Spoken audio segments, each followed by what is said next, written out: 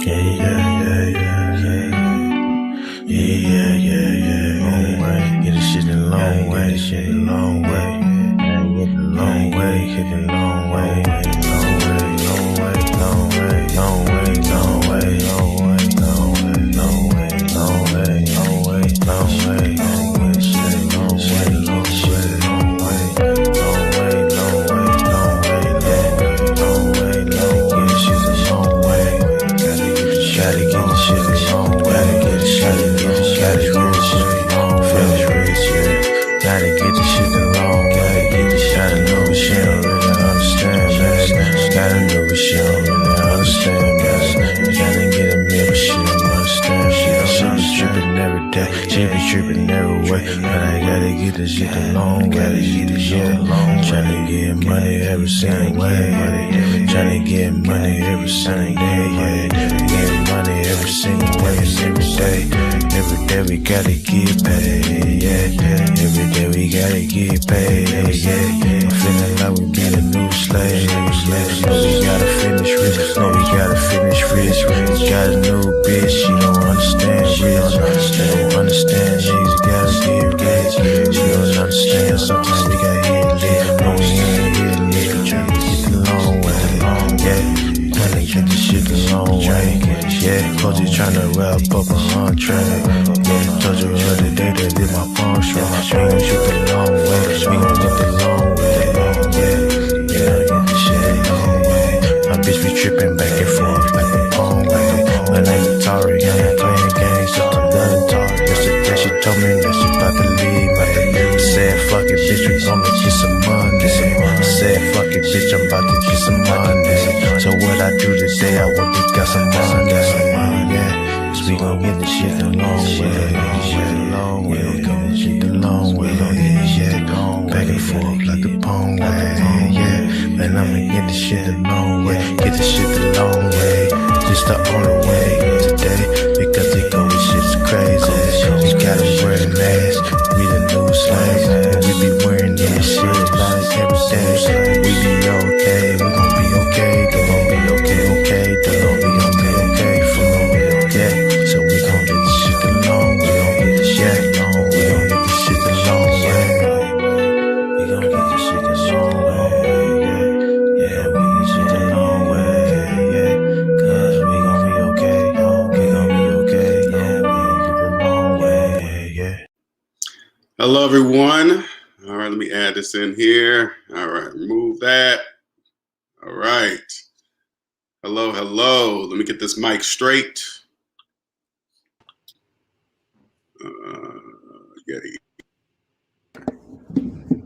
All right, welcome.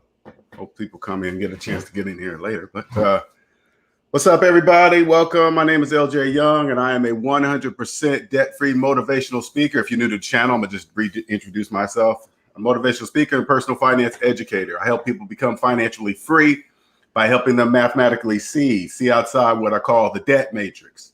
And the debt matrix is a place where slaves live. Now, there's two kinds of slaves. There's unconscious slaves and conscious slaves. Unconscious slaves can't see negative numbers psychologically. Now, if you're new to the channel, I'm gonna give you a quick example so you can understand what I mean. If you're a homeowner with a mortgage, open up your calculator and put in your mortgage payment minus your mortgage balance and hit equal. And then while you're looking at the calculator, I want you to listen to the sound of my voice. The reason why you believe you're a homeowner is because you cannot see negative numbers. Okay, you can obviously physically see negative numbers because you're looking at the calculator now, but you can't see them for some reason. You think you're a homeowner. Okay, now there's a conscious slaves. They believe the calculator. Okay, they believe the calculator, saw that they're under zero. Now they know they're a slave. Now they're going to do anything and everything to get from negative to positive. You got to get to zero first. That was me for the first to about age 40. College educated, computer engineer, nice car, nice house, all that stupid stuff that the people in the debt matrix call you a high value man. But I realized that I didn't own any of it, none of it. I was a high value college educated slave. That's what I was, right? And I didn't know it. Found Dave Ramsey. Dave Ramsey basically said, take the math that we all learned in elementary school, the arithmetic that we learned in elementary school. Apply it to your finances using these baby steps, and then you'll get out of debt. That's what I did. I didn't realize I was a slave until I got to zero, because I had been in debt all my life. Got to zero, and I was like, oh, damn, I was a slave the whole time. Sure was, just like millions of other people. So now that's what I do. I help people have the ability. That's my gift. My gift is this: the ability to see negative numbers psychologically, and that's what I help people do. All right. All right. So today we got a special guest, Mr. G, the recycling guy. I'm gonna let you go ahead and introduce yourself, sir. Thank you for coming on. Go ahead. Thank you very much, LJ. It's a pleasure to come on your show. I'm actually I was actually looking forward to this for a few days. And what brought me to your show was actually catching you on Bernard Riley's show. Shout out to Bernard and what he's doing over there. And I noticed that you were speaking about things like debt and looking at negative numbers, saying you just basically broke it down right there in that short saying.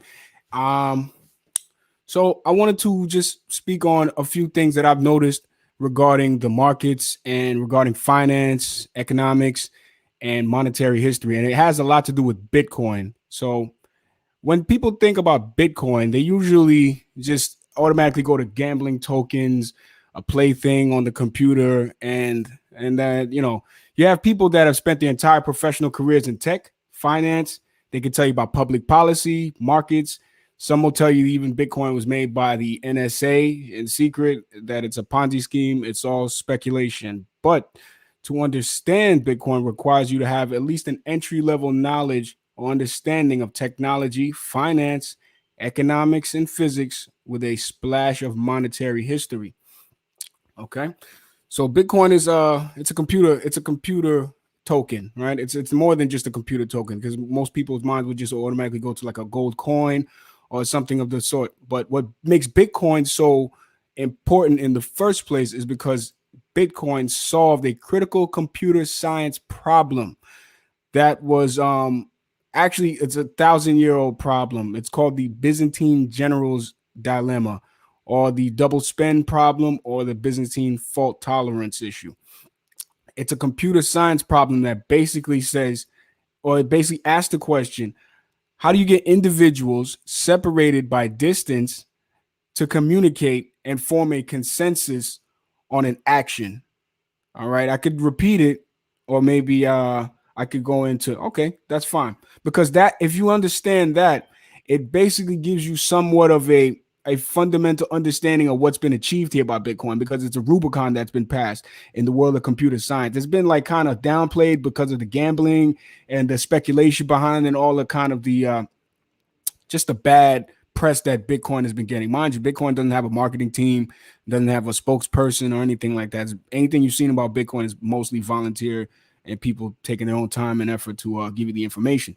So what makes Bitcoin so important is because the discovery of that computer science problem that was solved by Bitcoin, which was created by an anonymous creator. We'll get to that later.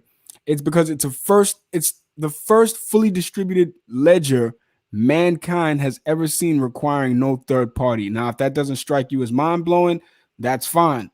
There are people now literally debating whether this is even something of like the eighth wonder of the world, in essence. You know what I'm saying? We have colleges that have lecture courses on these on blockchain and just this new advancement in technology, So it's been around since 2008. It came in because it came in at the dawn of the great financial crisis for most of us that were alive at the time. I mean, I wasn't working age. I mean, I was working age at the time, but the great financial crisis wasn't. It didn't really have that much of an effect on me. I wasn't in the financial. What financial crisis are you referring to? 2008. Okay. All right. Yeah. So the financial crisis of 2008, it's when it was like a banking failure almost. I mean, if you look deeply, you'd see it was almost a banking failure, global banking failure. But people like my age weren't necessarily owning a lot of any real estate at all. Or how old any, are you? I'm 32. 32. So, young. Okay, go ahead. Yeah, around that time. people didn't around that time. People didn't really own a lot of stocks. Nobody in my family owned any kind of financial assets or anything like that. The most expensive thing we owned was our home. At least we thought it was the mortgage thing and everything like that. But so we weren't affected as heavily as, say, like big players in the stock market and everything like that. And seeing as how the banks were bailed out, this is what made Bitcoin, this is why Bitcoin was created. So basically a lot of libertarians, right wingers, and people that just were overall dissatisfied with the government flocked to Bitcoin first. And then you had the criminal element that flocked to Bitcoin because of its portability and its seemingly anonymous nature, which it just is partially true. But Bitcoin being open is not fully anonymous if used improperly. You'll give away your information and then your entire transaction history if used improperly. But it's an open monetary system. I just want to highlight that fact that using computer science, an amalgamation of old technologies that have been around since the 70s and a little before that, it's formed an open monetary system that's spread on a distributed network of nodes. And what I mean by nodes, I mean like small computing devices with requiring just the most minimal of hardware, a CPU, I believe like a network switching board, and just small things of that sort, and a hard drive or a storage device. Basically, you can tuck these things in about like a 4x4 inch area, something small like that. And you can have something that stores the entire transaction history of Bitcoin. So it basically, what it does, it gives any user the ability to look inside the transaction ledger and the history of all the transactions. You can basically look, and it gives intermediate users anyway, the ability to look in the past and see all transactions that have happened. So that's a superior monetary system to something like, let's say, Chase Bank, Wells Fargo, or any local bank branch that you don't know what their balance sheet is. You have no access to their transaction history, and you don't know what is on their ledger. So in short, it's just a better monetary system, even at face value, if you understand these things. So it's protected by mining. We can get into that if you have the time, because Bitcoin mining, in short, gives the ability to write to this ledger whoever allocates the most electricity towards solving the current hash. Now, what a hash is just basically a function of all computing devices that it's spread out in hexadecimal format, and it could be a certain character length. So what a hash is, it could be any character in a certain character format. So you could moving your mouse, me talking on this input device, and you hearing the output on your speakers comes out as ones and zeros or hexadecimal format. So it gets recorded in hashes. So every clock cycle that a CPU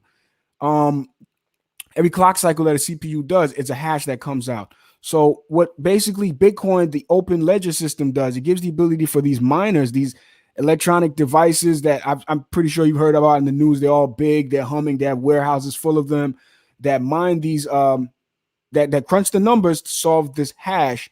Basically, it rewards whoever directs the most electrical energy towards solving the hash with block reward. And what makes Bitcoin so special is because you can't write back the hash, so you can only add on to it. It's an append-only ledger, meaning that you can only write onto it, and you can't remove things, making it like a very much more stronger system than what we have here. Because banks now they have the ability to cancel payments. This transaction never happened, and you can wipe things off the record if you're the head of a bank or a bank branch manager, correct?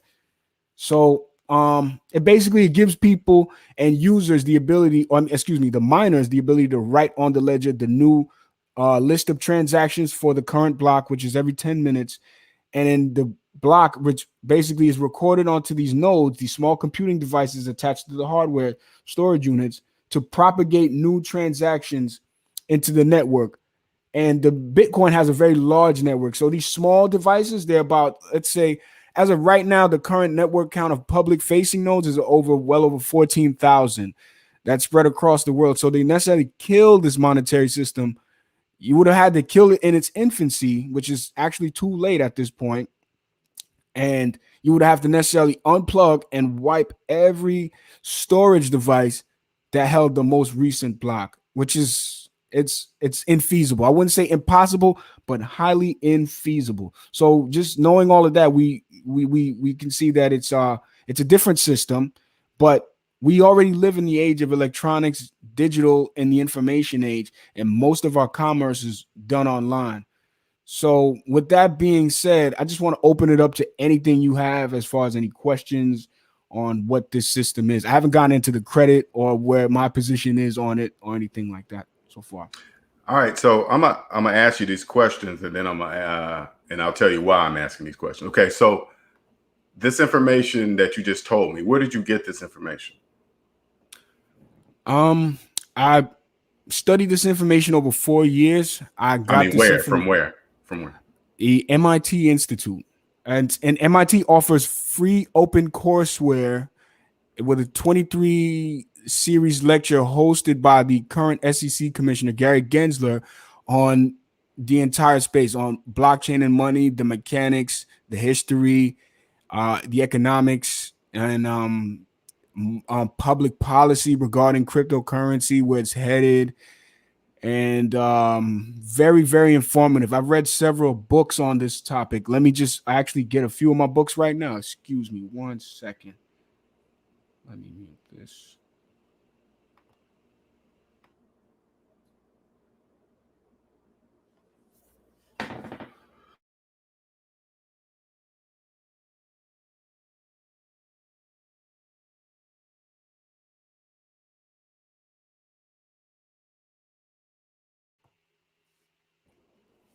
Okay, so these books here are basically just my introduction to Bitcoin. I don't know if the camera's going to pick it up backwards. So I can see it.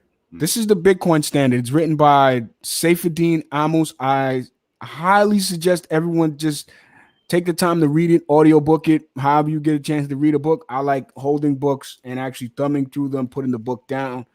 And it's a very good book. And it just basically, if the light's not too bright, it's the essential guide to understanding Bitcoin's history, its properties, uses, and the future. So it's just not to judge a book by its cover. You can basically see, in short, the history of money. We went from rocks to gold to QR codes now, more or less. You know what I mean? All right, so let me ask you something. So yes, sir. So do you believe Bitcoin is going to get rid of our green money, paper money? Is that what you guys believe? I don't believe that. That's a good question. I'm asking. What do you think Bitcoin is going to do? Take over regular money? Because I'm curious. When I hear people talk about Bitcoin, what is their vision? Do they think it's going to remove U.S. currency? Is that what they believe? No, that is not the prevailing consensus amongst the Bitcoin community. What's supposed to happen with Bitcoin? I'm curious. Okay. Well, what's supposed to happen with Bitcoin is eventually, due to inflation and just monetary policy spinning out of control from the United States, Bitcoin, just by superior monetary policy, will be the global reserve currency. Not saying everybody's going to be going out and buying things with Bitcoin Satoshi units or anything like that, but what we're saying is that the dollar is on a rapid it's being debased. As you can see, the money supply has, I'm sure you're familiar with the national debt and the money supply being blown up, as far as like to where 40% of the actual money that's been printed since 1776 was printed in the last 18 months, which is like the average person kind of has woken up to the fact that, hey, they'll ask questions like, hey, where's all this money coming from? But they'll never do the necessary research to go and dig deep and see actually how the mechanics of the monetary system works. So are you saying Bitcoin is going to have intrinsic value like gold? Because you can go anywhere with gold, anywhere in the world with gold, and everybody knows what gold is. Are you saying Bitcoin is going to be the same as gold? I'm saying Bitcoin it's going to have intrinsic value. I'm saying Bitcoin is actually superior to gold, which is in the sense that it's portable. You can't carry. What do you mean by portable? You can't. It doesn't. You can't very hold good. it. It's so what weightless. do you mean by portable? It's weightless. It's invisible. It's invisible. Yes. And the only way to secure your Bitcoin is to necessarily you have to have your 12-word or 24-word mnemonic. I mean, gold is physical. Yes. Now Bitcoin picture yourself. Yes. Bitcoin is nothing. I mean, so I'm trying to, when you said portable, Yeah. No, I'm gonna make the physical. I'm gonna make the physical and metaphysical connection for you right now. So what Bitcoin is, it's not tangible, but gold is. So say you were in a situation where you had to take flight leave with all your wealth and belongings. You would have to necessarily. I'm assuming you're a man of some stature and you have some an amass of some kind of wealth, but it will be too much for you to take. In fact, you would have to take it on a van or something like that. And then not only that, it's like the gold weighs. At that point, you're probably carrying around at least 4 or 5 kilos of gold. Where you're going to hide it? In your pants, right? You'll be stopped at any border and your gold will be seized, and they'll convert it into their currency, probably give you their currency, and you'll be taxed on every port for physical gold. Whereas Bitcoin is borderless, it's easy to transfer, it's fungible, and it's portable. And the units are divisible up to 1/8 units right of the decimal. It's a different monetary system. Let's do this. Okay. So we're going to go. That's a lot of information, right? It is. Okay. It is. Oh, so we're going to go. I would like to show just two more books before I pass along. Yeah. So this is another book that basically gets into the more technical aspects of Bitcoin. I'm not a computer programmer. Who's writing those books, by the way? Who's writing those books? This is written by Andreas Antonopoulos. He's a computer programmer, and he discovered Bitcoin. He thought it was a joke, but the Greek financial crisis is what made him pay attention to it. So nobody's going to really pay attention to Bitcoin until like a financial crisis, things like Zimbabwe and Venezuela. We're not in a financial crisis yet here in the United States because, one, we're the chief reserve currency, and number two, we are already somehow looking to monetize the debt in front of everyone's eyes. We've made the value of money so cheap in this country, it's crazy. You can continue. And then one more book. This is another book that talks about smart contracts and the ability for smart contracts and computer code to supersede judges and lawyers in our future. I'm telling you, this book is very, very good. It's written by, this is the second version of it, and it's written by Lawrence Lessig. He's basically this is the Bible on smart contracts and code in the world of computers. So I can get into that on another episode with you, or maybe we could talk to it on another day about smart contracts. But what I'm just here to talk about today is Bitcoin. All right, so I'm gonna give you my version. Now, I believe Bitcoin it exists, but only it counts on who possesses it.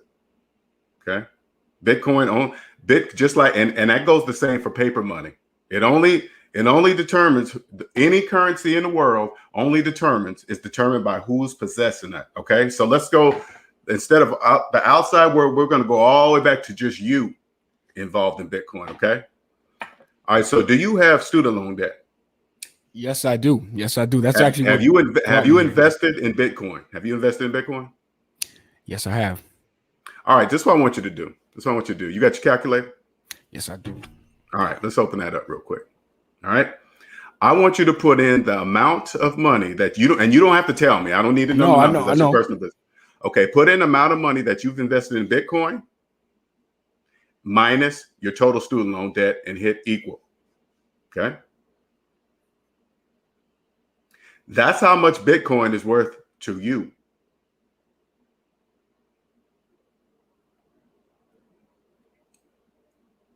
That's how much money you have invested in Bitcoin. Right there. That's how much you have. You're saying the right thing, not looking at what you gained or what you've made. No. Don't go too far. Don't go too far. What you invested in, and it hit equal. I'm only talking about the calculator. Okay. Yeah. I have the ability to see negative numbers. The reason why you believe you've invested in Bitcoin is because you can't see negative numbers. That's why you think you invested in Bitcoin. Right. Mm-hmm. And the space between the calculator and your brain is called the debt matrix. Now, anybody, and this is this is for you because we talked earlier, we won't get too deep in that, but anybody that comes up to you talking about Bitcoin, the first question you need to ask them is, do you have student loan debt? Are you making car payments? You got credit card debt? You got to ask them, anybody coming with books and all this knowledge and MIT. I just turned to them and said, you got MIT student loans? Yeah, then you don't know what you're talking about. It doesn't exist. Bitcoin exists for me. So if I took $1,000 of my money and invested in Bitcoin, I have $1,000 worth of Bitcoin. I do. Even though I know it's invisible, but hey, as long as other people believe in Bitcoin, I don't give a shit. Hey, you believe this? Oh yeah, okay, here, give me the money for it. I don't really care. That goes for paper money too. Let me just interject real quick, because you said something very fundamentally sound right there. Money and currency is just basically anything two parties agree on for exchange of value. You know what I mean? And it can also be like a storage of value that you can save against costing goods and services in the future. It's like a lot of definitions to money, but you just hit on one of the fundamental things. It's like the agreement between two parties. Try not to go too deep, because you don't really have to go that deep, right? You just go and let's go paper money, right? Say like you had $1,000 in your hand right now, cash, minus your student loan debt, right? And you go 1,000 minus your student loan debt and hit equal. You don't have $1,000 in your hand. According to the calculator, $1,000 doesn't exist. But if you handed that $1,000 to me and I put in $1,000 minus no student loan debt, I have $1,000. I'm saying this to you as a person that's deep into Bitcoin. First, you need to enter Bitcoin as yourself with no debt. Once you enter Bitcoin with no debt, your world of Bitcoin is going to change. It's going to totally change. You're going to see for what it is. It doesn't really exist. It doesn't look like anything. It's not, the government's not scared of it. It's not going to change the monetary system. That's all made up. That doesn't exist. You think the United States, if that even came close to happening, they'll just make cryptocurrency illegal, and then everybody's screwed. We'll just make it illegal and come up with our own shit. That's what they'll do. What you going to do? What you going to do if they made cryptocurrency, they came up with their own digital currency, right? And said, this is the one, like paper currency. Because if you don't like the current paper currency, can you go out and make your own? You can't do that. No, they'll throw you in jail. They'll throw you in jail. So they're gonna let all the people do the wild west in cryptocurrency, so they can just watch and say, okay, don't do that.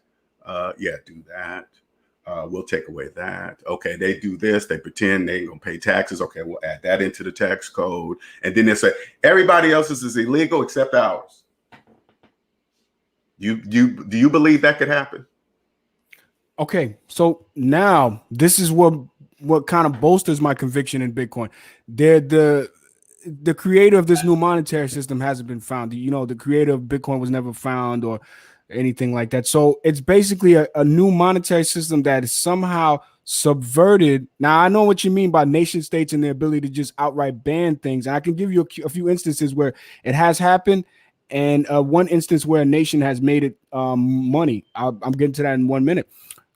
So the creator of this monetary system is anonymous, has never been found, and has actually disappeared from the internet. All sources and whereabouts are unknown. And these other cryptocurrencies, the mystery guy that make Bitcoin, not the other cryptocurrencies, Bitcoin. The other cryptocurrencies have founders, offices, boards of directors. Right. Anybody can make cryptocurrency. Anybody can make a cryptocurrency. But you see, anybody can make a cryptocurrency because of the discovery of Bitcoin and the discovery of the Byzantine generals problem being solved. It's very, very deep. But if you don't lose sight of what happened there, you'll never lose sight of what's going on over here.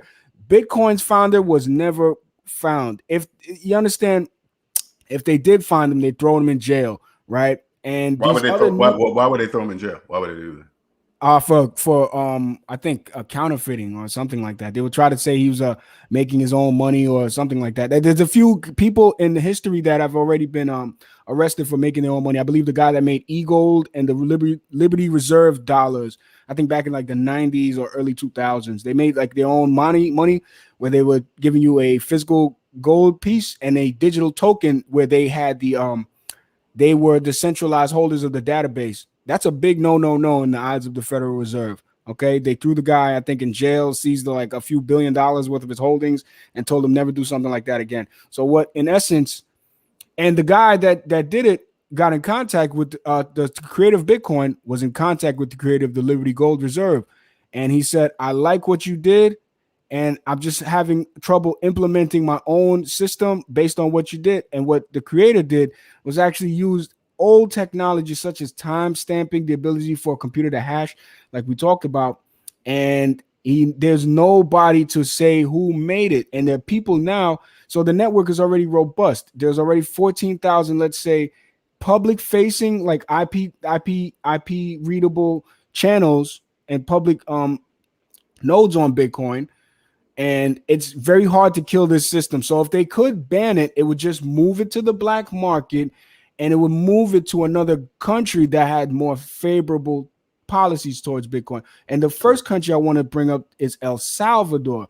I'm not sure if everyone's heard about El Salvador recent law making Bitcoin a legal tender currency in El Salvador. El Salvador is a poor country, but they have a dollar shortage problem, and Bitcoin fixes their dollar shortage problem because of its easy to use portability. Yes, sir. Let's come back to you. How long have you had your student loan debt? I've had it since 2008. Yep. 2008. That's right. All right, let's let that sink in. Wait, let me just what's that? 13. That's 13 years. That's 13 years. How long did you go to college? For 4 years. So you went to college for 4 years. Now I just want you to listen to me, okay? Yeah. You went to college for 4 years, but you kept your student loans for 13 years. Okay? All right. And they did have math in college, right? Yes, they did. Okay. Yes. All right.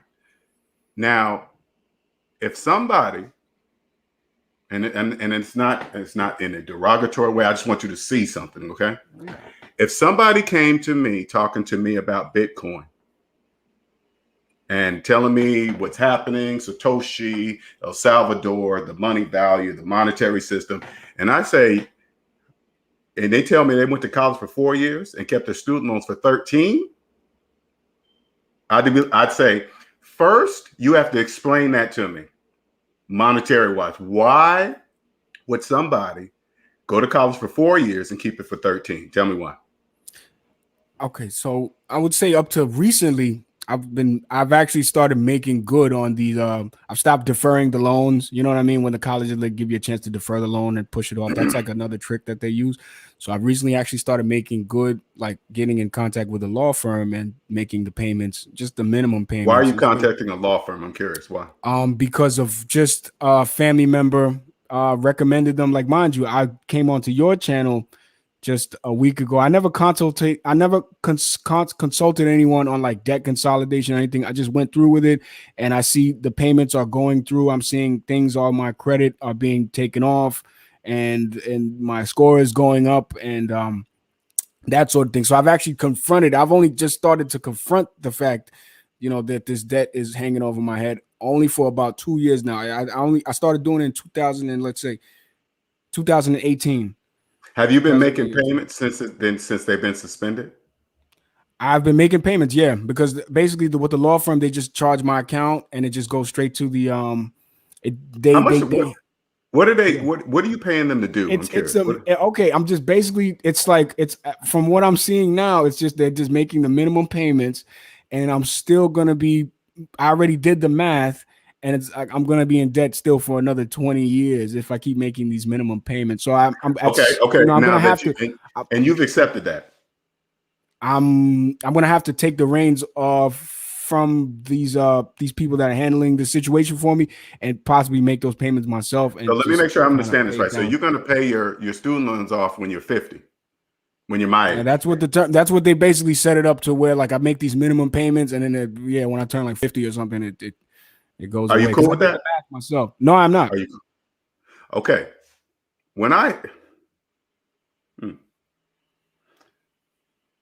Okay. I'm trying my best way to. Okay. I'm really trying to think.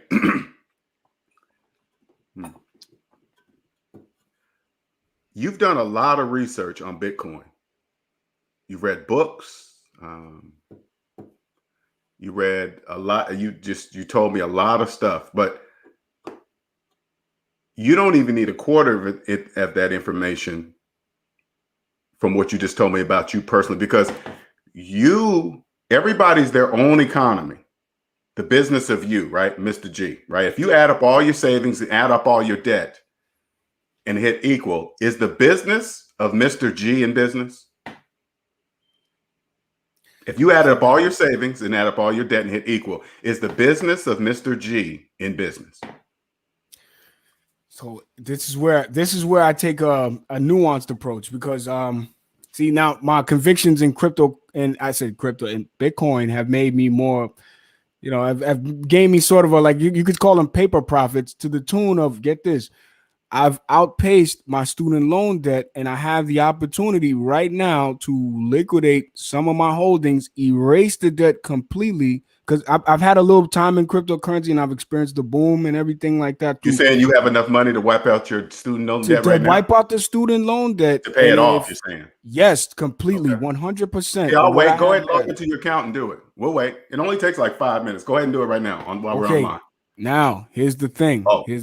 I could actually come back to you on another episode and definitely show you my progress I made on that. What I'm saying is, like, log into your account right now and just pay it off right now as we're online. Go ahead and pay it off. Log into my account and pay it off right now. Just say transfer here, transfer the money from here to there and pay it off. Let's do it. I could do it. Let's do it. Let's do it. I would have to log into my Coinbase account, and then that's cool. Okay, so here's what I can do. Here's what I can do. No, it's not saying that I'm unable to do it. Here's why I'm on the fence about it, and this is why I'm actually talking to you right now. Okay. So everyone is basically saying, listen, man, hang on to the debt, refund. I'm not saying like the student loan debt. That's something I'm looking to pay off and pay down immediately or as soon as possible. Well, you told me you're going to pay that off when you're 50. You just told me that. That's what they've been saying. And now here's the thing. I have an opportunity to pay it off. I'm cash flow positive, being self-employed and not spending too much money or anything like that. So I can direct payments towards the student loan. However, I can also liquidate some of my holdings, yes, to pay off the student loan. But this asset, this is what I'm trying to, it's going to go back to get Bitcoin just briefly. This asset appreciates, or historically has appreciated in value 200% a year over time. Are you talking about the asset of Bitcoin? Yes, the asset of Bitcoin. And my holdings, being as how they've outpaced slightly at this point, just slightly. I'm not saying I'm so many thousands above what I have, in loans and debts. What I'm saying, it's only overpaced it just slightly. However, this year is actually a remarkable year in the life of Bitcoin, whereas the asset is supposed to reach $100,000 this year through the supply and demand, economics, geopolitics, and a host of other things. So at this point, I'm thinking, should I wait and to pay it off? Not that I if I have the money to pay it off right now, I would like to pay it off right now. It's not anything stopping me. It's just like, what can I do? Will I be able to recoup my position on this pristine asset fast enough? You understand what I'm saying? And then now look, maybe let's say for a year from now, paying it off now would have been a foolish decision. When a year from now, the value of this asset, based on all the fundamentals that we've talked about, has exponentially grown. Let's say another 5x, meaning that I'll have to liquidate even less of my holdings to pay off this fiat debt. And then I understand what you mean, like pay off the debt, but I want to bring it to the debt clock. Like the U.S. national debt is in the trillions, $28 trillion. So I just use that logic, which goes against what you're saying right now, and it's not me. It doesn't go with it doesn't go against what I'm saying. It goes against the calculator. But go ahead. Excuse me. Okay, so now I'm just making economic. Can you say that one for me? Can you say that once for me, Mr. G? It goes against the calculator. It goes against the calculator. It goes against all laws of math. Okay, go ahead. I just want to hear you say it. I'm just looking at it like, okay, so isn't the United States deferring against their own debts? They're not pushing back their debts. Aren't they going against the laws of math? We're actually currently running in a deficit. Okay, we almost set the deficit record in March for spending $1 trillion that we never had, or we don't have, right? So it's the government necessarily doing it, and I'm seeing it. And I'm a millennial, right? I'm just gonna be frank with you. I understand the pillar of like being debt free. It's a pillar of like being sovereign and having your respect and dignity in life. You know, you don't owe anyone. You don't have to look over your shoulder. So that's what brought me to this channel. However, I'm just seeing the economic game that's being played, like as far as this the boom and bust cycle and historically low interest rates. And I'm just seeing other peers, I don't know their pockets. I'm just looking at other peers refinancing, getting into these low interest rate situations that I haven't gotten into. I haven't incurred any extra debt. I'm just looking at the one that what I do have now and just weighing out my options. You know what I mean? As far as like refinancing, I think that might be a little Well, let's say it like this. If you have, let's go back to you again. If you have 13-year-old student debt, I 100% guarantee that's not your only debt. Okay? Oh, it's not. So, it's not. Okay, so and that just adds up that way. I haven't incurred any like debt, like as far as like an automobile. I have like let's say like consumer credit, but in the low, less than let's say like $5,000. You know, that's about it. Is your student loan debt? Is your student loan debt your oldest debt? Yes, it is. Yeah. I mean, I got it. Here's the thing. I never got the credit cards where they were offering on campus and any of that stuff. And so I've been really, really good. It's just outside of that right there. I couldn't escape it. You know what I mean? Because it was just a thing to do. Go to college, work in a bureaucratic. Did you get your degree? Yes, I did. Are you working in the field that you got your degree in? I am not. No, I am not. It's a funny story behind that. I could talk to you like off. That's all right. That's all right. Yeah, man. I am not working in the field that I went to school for. So it's a complete waste of money. And it's let me ask you this. When I tell you about my gift, the ability to see negative numbers psychologically, when you hear me say that, what does that mean to you when I say that? How does that? What goes to your brain? What do you think about when I say that? It's just as simple as weighing out what you owe versus what you actually have in your pockets. So hit subtract, and the difference is what you actually have. Negative. So when I showed you on the calculator your money invested minus your total student loan debt, and it clearly is in the negative. No.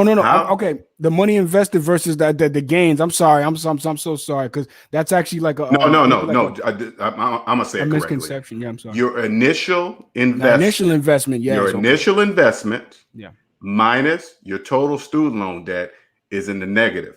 Okay. Yes, it is. Okay. The reason why now, if it's in the negative, now you know the numbers. You already did the calculator. The reason why you believe you invested negative dollars, which is impossible, but the reason why you believe you did is because you can't see negative numbers. The calculator is clearly telling you that you didn't have any initial investment to invest in Bitcoin. The calculator is showing you, right? Millions of people can physically see negative numbers. You can look at the calculator and say, oh, that's a negative number.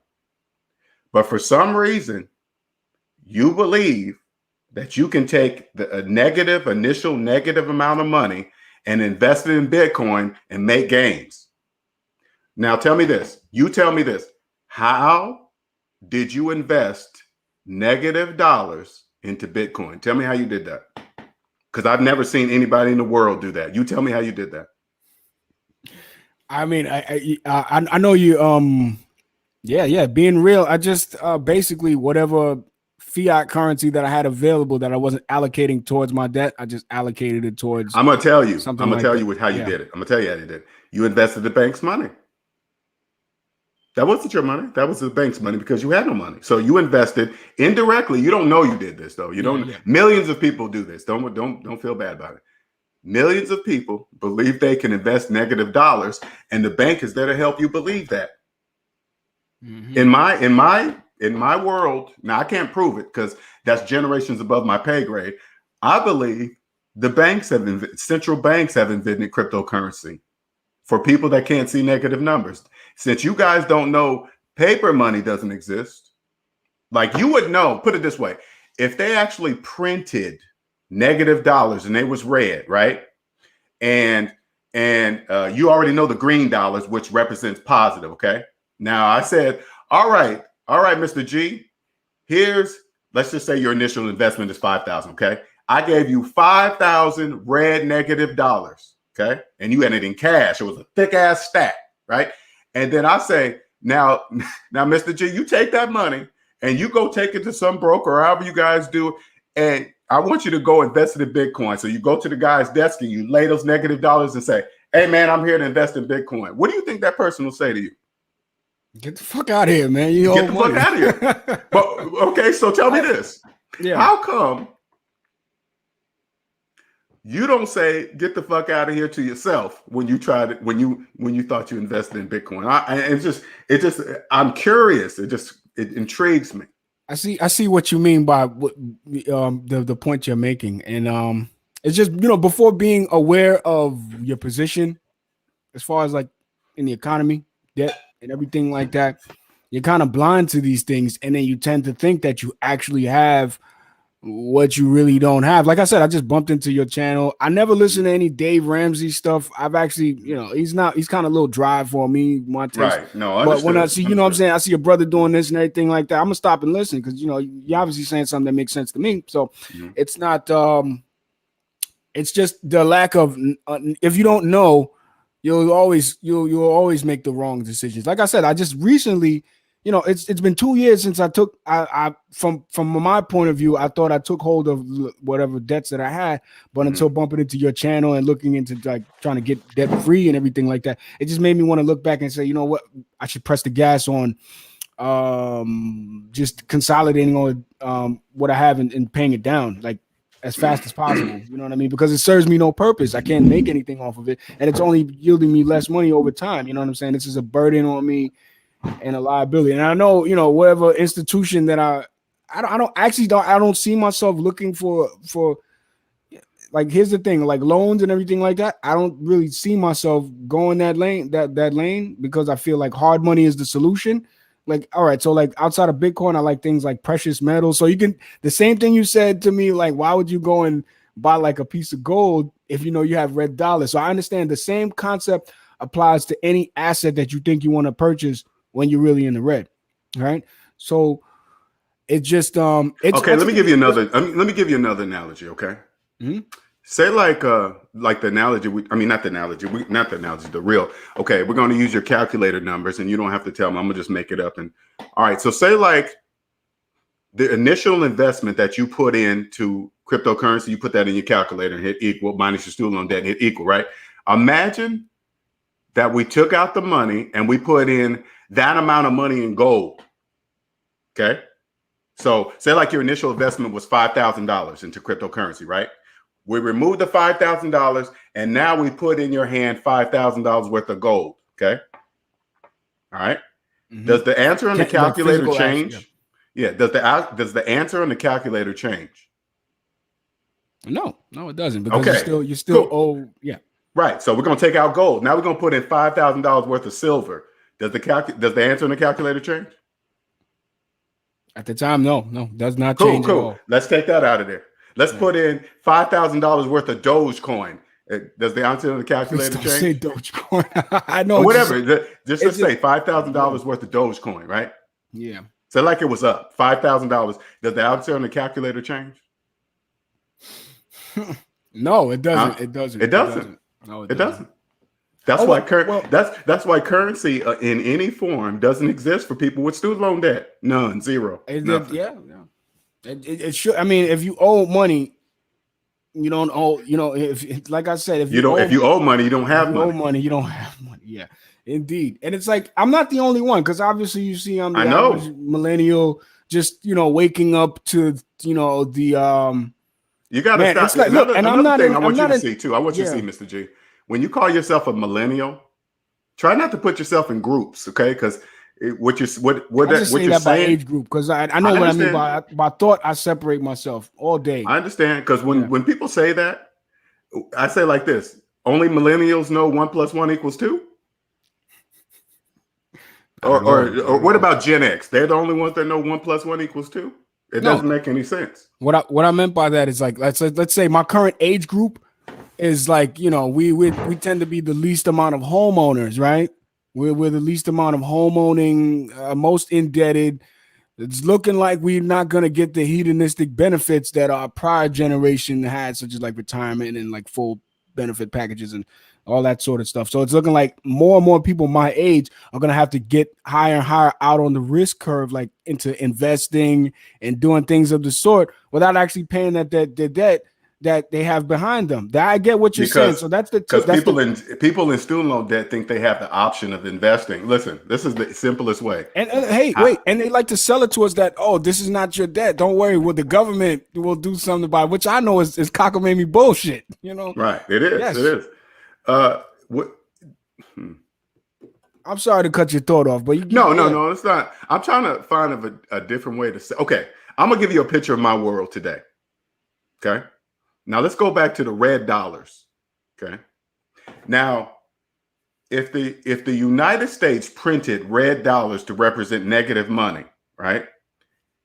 And they made it a law that says if you're in the financial negative, you are required to carry these red dollars. Okay. Mm-hmm. All right. You guys would see everybody that's in debt because you guys would be, if you had a 4-passenger car, you would only be able to fit in it because the rest of your car would be filled with red dollars. Red dollars would be littering the streets. Everybody you would see with red dollars hanging out their pockets, no matter if they had Jordans on, Gucci, it wouldn't matter because red dollars would be falling out all over the place. But the people that have real money, you would be able to see us because we would only have green money. You'd be like, all these millions of people with red dollars except him or her. You would see us. But that's my world today. So when I hear you speak, when you believe and you talk about Bitcoin, and I can see you're just into it. You're like, man, Satoshi, El Salvador, fiat currency, and the value of this and blah, blah, blah. I'm like, where are you getting all that information? Google? I'm thinking, then I just go all the way back to USA. You got 13, you went to college for 4 years and you skipped your student loans for 13. Why would I listen to you? It just doesn't make any sense to me. It doesn't. No, I get it. I agree because you know what?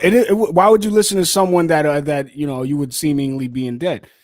But I bring to you. No, say you are in debt. Oh yeah, you are. Okay. All right. All right. So I'll and everything you're saying, I'm taking it into full consideration. Don't. And let me tell you one thing. When I get some extra play money, I'm going into cryptocurrency, Bitcoin, because you guys won't even know I'm there. You guys won't even know. I'm going to when I get into that, and I'm gonna just say it straight up. I'm going to financially abuse you guys in that area because you guys don't know you can't invest in Bitcoin with no money. That's step number one. That's step number one. You got to own you don't own yourself, but you think you can own a Bitcoin? That doesn't make any sense to me. I can make the metaphysical to the physical. Please do. Let's say, okay, sure. See, but so that delves more into the technical aspects of Bitcoin, whereas Bitcoin is unseizable. So you can't necessarily take someone's Bitcoin because if they have ownership of the keys. And now I understand what you're saying. It's like, listen, I understand what you're saying. So necessarily, it's not like someone could go in my bank account. Like, say I owe the IRS, correct? Say I owe the IRS $10,000. They could garnish my wages and actually go physically in my bank account and take it. Whereas in this circumstance, the IRS has no power here, right? They have no authority whatsoever. They can trace me, but the actual physical keys to the Bitcoin, they could have been lost, and I just don't have them. Who told you IRS have no power over that? Who told you that? How would they be able to retrieve someone's Bitcoin? No, I'm asking, who told you that? Are you just saying that, or somebody told you? No. It's in the Okay, so what Bitcoin does, it secures your property rights through cryptographically locking away your keys. So if you have access to your private keys and no one else does, they can't spend your Bitcoin or transfer it to another address or anything like that. So there's no software right now that can actually crack that mechanism within Bitcoin to actually, spend someone else's Bitcoin. Let's pretend I was the IRS. Yeah. Okay. And you're right. I don't have your code to do what cracking blockchain and all that other stuff, right? I'm just going to wait till you try to convert that Bitcoin into my money. And then I'm going to get you. And you know what I'm going to do? This is what I'm going to do. just for not playing right, I'm going to penalize you for money that don't even exist. Now you're going to owe real money to the IRS for money that never existed in the first place. I'm winning. Because you got to come to me somehow, because I said this paper money is the only money you can spend here in this country, because I said so, and you can't copy it. And there is no competition. I will spank your butt if you copy mine. By the way, I made this $100 bill for 14 cents, but to you it's $100. That's a $99.86 profit. And you're gonna be like, wow, that's amazing profit. So what? You don't like it? Shut up. Now, when you convert that money over, that's when I'm gonna spank you. I'm not gonna worry about blockchain. I'm not gonna worry about where you're doing this and putting it there and hiding my key. I'm gonna just wait till you can, because you're doing it for money. You're doing it for money. Green money. Paper, US currency. I'm not. Oh, here's you're the not. thing. Here's where the ethos goes. So I understand the governments, the banking system, they have the ability to seize your funds at the, let's say, the off ramps. What we call them in the industry, we call them off ramps. So like you take your funds, like what you were telling me to do before, transferring my funds to a centralized exchange that's linked to my bank account, where I can liquidate those funds in 7 days. What you're saying is actually what is doable within 30 seconds. What kept me from doing it is the fact that the gains of this particular pristine asset are going to go up. But aside from that, it's just saying that I just briefly lost my train of thought. What we on again? Transferring the money from cryptocurrency. Okay, so the on-ramps and the off-ramps, basically like how I would be able to buy Bitcoin with my bank account or whatever like that. They could lock and block my access to the exchange where I can't send my funds electronically to buy Bitcoin. It can also happen in reverse, where if I want to sell my Bitcoin in the event I want to liquidate it, like I have an emergency or something like that, they'll say, aha, so you've been buying Bitcoin for, let's say, how many years, and you've had all these gains on and we know your cost basis, because all of that stuff can be found out through your transaction history. That's one thing about Bitcoin that's they can be found out by your participation number. Oh, yes, absolutely. They can be found out, but there's the thing about Bitcoin. You know what your participation number is, right? Well, your social security number. Your social security number. Now, here's you can't play U.S. economy without your participation number. Absolutely, you cannot play in the current system. However, here's the thing: what's amazing about Bitcoin, it is 100% peer-to-peer. So, LJ, you wanted to sell me something of yours personally. You wanted to sell me a piece of equipment, hardware, or something like that. A small consumer, let's say a consumer durable. You wanted to sell me a diesel powered generator, right? Which is something it's a consumer durable, right? You wanted to sell me that, something like that. You could sell it to me cash, right? You don't necessarily have to, who do we have to inform? The IRS that you just sold me this generator for what, $1,800? No. So that's a privacy feature that we haven't necessarily broken yet. But with digital currencies that the government will implement sooner than later, will basically kill the privacy, where everything will be reported. But Bitcoin protects your privacy because of our ability to transact peer-to-peer. So I can buy your generator by just simply transferring funds to your wallet, which you don't necessarily, if you exercise, it just delves into studying this thing for a little while. But if you exercise proper, you know why you believe that, sir? You know why you believe that? You know why you believe that? Okay, wait. Let me just finish my thought. Now I will let you say what you guys say. Yeah. If you exercise proper coin control, and you have to study it, the technology. If you exercise proper coin control, there's functionally no way of you being unnecessarily taxed if you operate accordingly within the Bitcoin economy. It's functionally peer-to-peer, and it just protects that fundamental right there. I'm not saying that other people won't sell their stuff. I'm not saying other people won't get nailed by the IRS for thinking that they were too smart, which these things will happen, yes. But there are people that will escape the net, and it's very, very much possible, because it just for example, I'll just leave it right there. Please continue. Question. Okay, I got a question. When every now and then I'll hear $2 or $3 million was stole out of Bitcoin something or other. When that happens, what do you think when that happens? What happens? And how come nobody's ever caught when somebody steals about 4 or 5 million out of a Bitcoin cryptocurrency or whatever? Okay. Explain that to me. Thank you. And it's an honor to explain it to. So where I see is it's a fundamental misconception of where you think Bitcoin was hacked or was the network of actually Bitcoin hacked. So it goes in layers. So Bitcoin, it's an open monetary system. It's just basically a transaction ledger, and it's only you can write onto it, and that's about it. So it's really the algorithm that keeps the basically the algorithm that protects it is protected by all the computers generating the electricity directed towards the hash. So it's very, very infeasible for just a single bad actor on the network to, let's say, hack the network and spend someone else's funds, which is what you're saying. Now, where you hear about millions of dollars in currency being stolen in Bitcoin is from exchanges where they will have things like a administrative protocol interface, like an API hack, and they would have a smart contract, which basically describes it in this book right here. They will have things like smart contract exploits where you can have like value overflow attacks. You can overlay different overlay different variables on different protocols and hide them. So much later, when something else is triggered up in the code, it'll just automatically flush a vault or a pool or anything like that, because the code basically was written so far back that the new users haven't audited the code. Okay, let me re-say my statement on this. Okay. All right, let me make sure I say it. The Bitcoin gets robbed off exchanges because it's mostly only time you hear about Bitcoin being robbed is through 100% human error.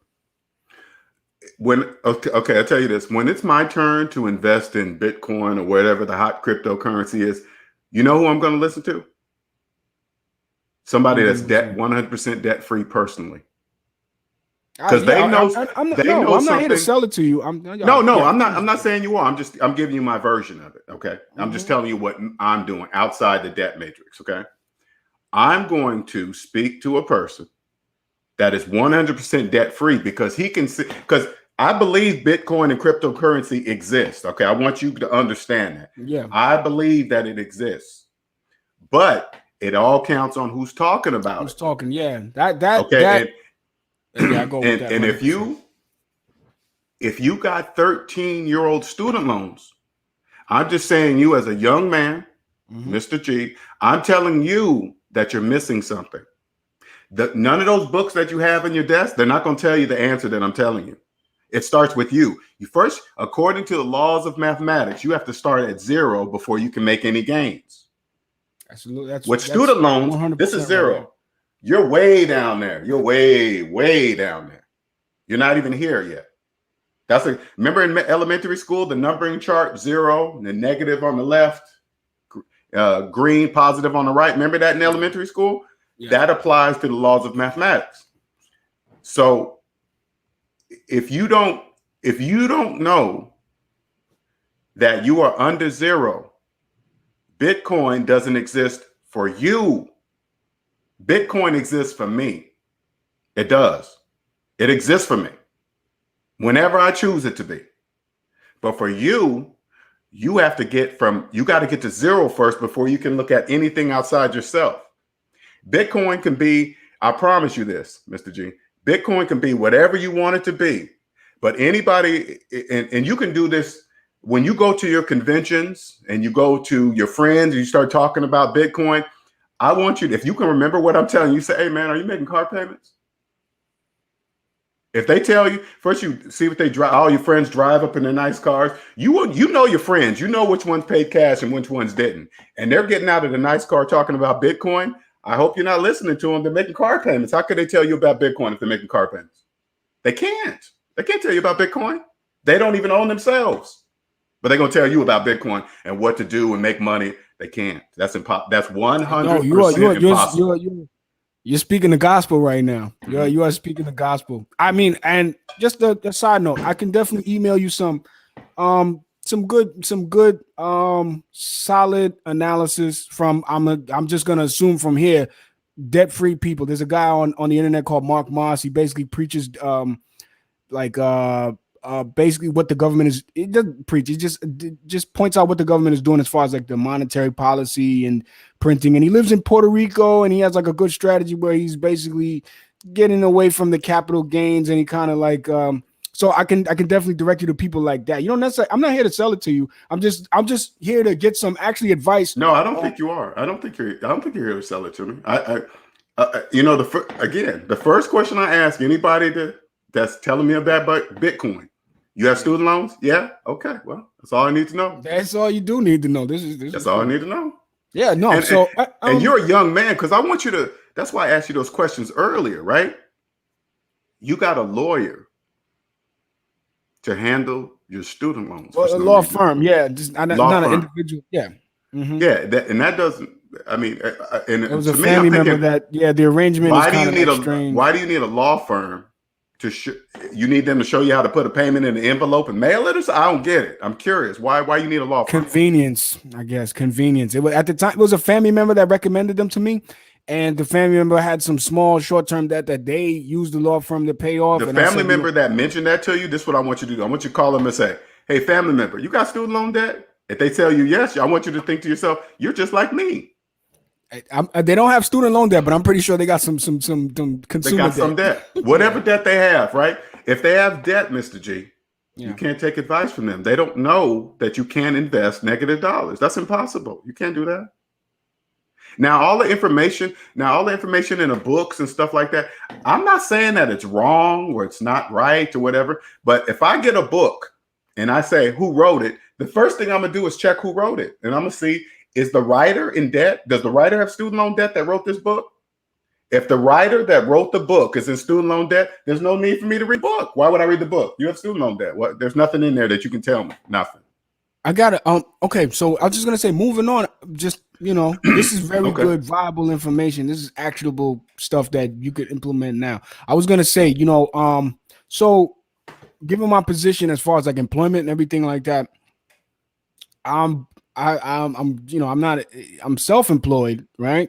So just at this point, the strategy would just be allocate more time to just paying down that debt. It just with whatever resources I have on hand, right? Mm-hmm. I mean, I would like to keep my holdings, right? Obviously looking at them in the negative, whatever they may be, I would like to just keep those holdings. But as far as like my student loans, I would like to probably like up the just the payments and try to see if I could pay it down in less than, let's say, like 7 years or something like that. Would that? What are you gonna do? What are you gonna do come January? Because the payments kick in January. I haven't stopped paying them. I'm still going through the law firm. They're making the minimum payments. They're charging me. If you don't mind me asking, how much do you give the law firm to do whatever they do? It's actually really, really cheap. It was $150 a month. But here's the thing: it's debt, so I don't have a lot of other stuff that I pay. I don't, really own much of anything. So it's like it's an expense that I just write off. So you pay the law firm $150, and then they take the money out of the $150 and put it on whatever. Yeah, I believe they do like 70, and they collect like 50 or something like that. And I haven't looked. Here's the thing: I haven't looked over the terms properly.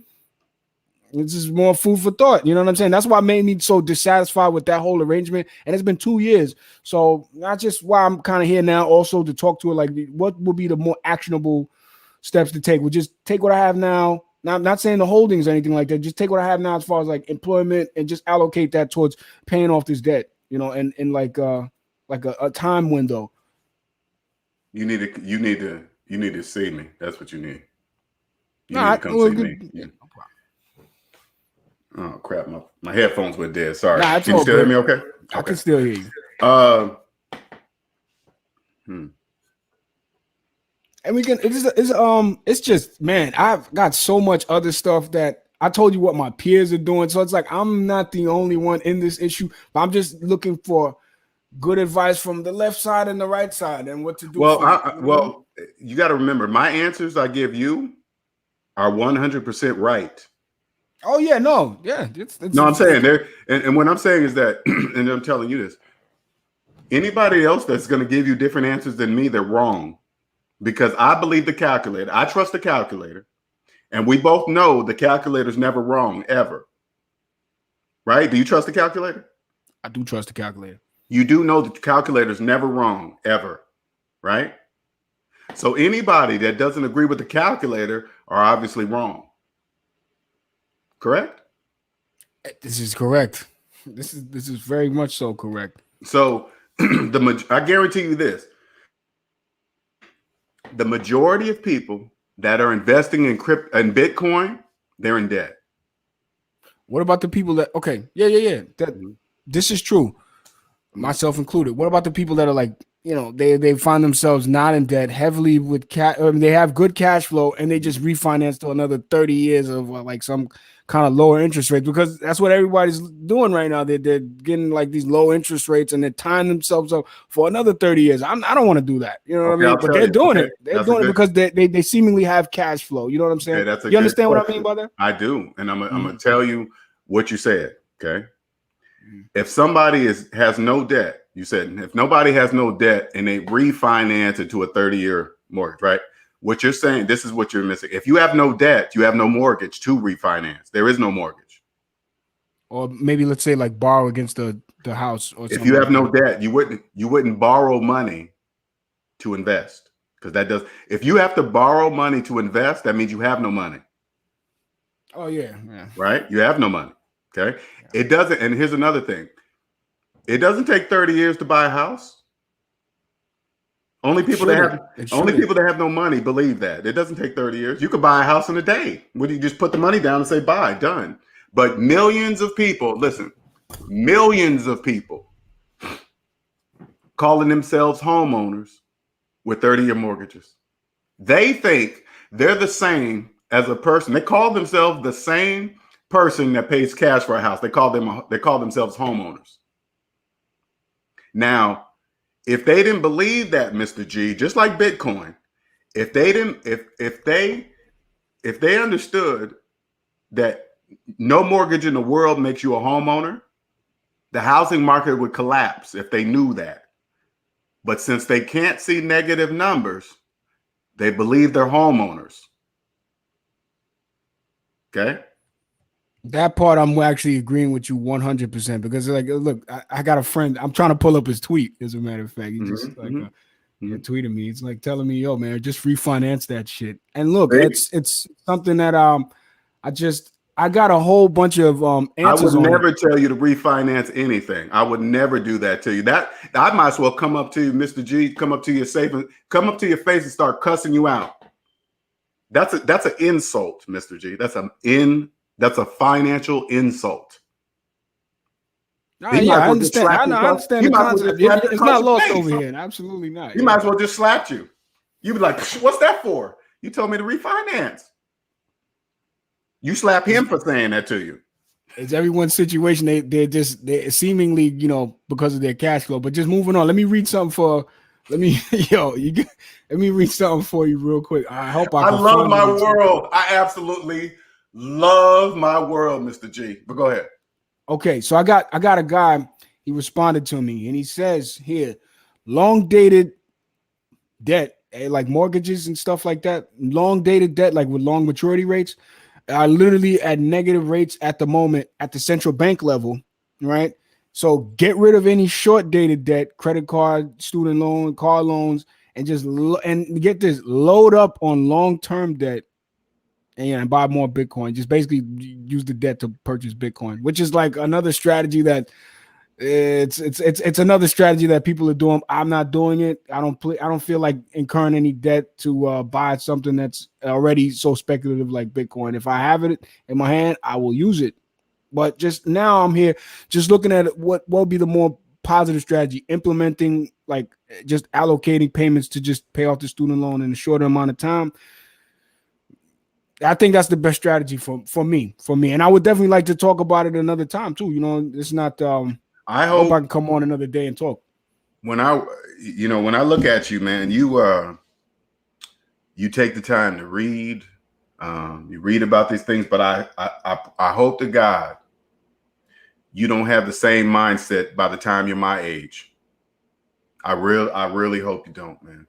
because you don't want to wake up at 50 saying what you're saying to me right now. I really, because you already told me you're cool with knowing that you're not going to pay your student loans off till you're my age. And if you wake up, Mr. G, at my age, and you look back at what you're saying today, because hopefully this video will still be up. I want you to go back and look back and just listen to the way you're speaking.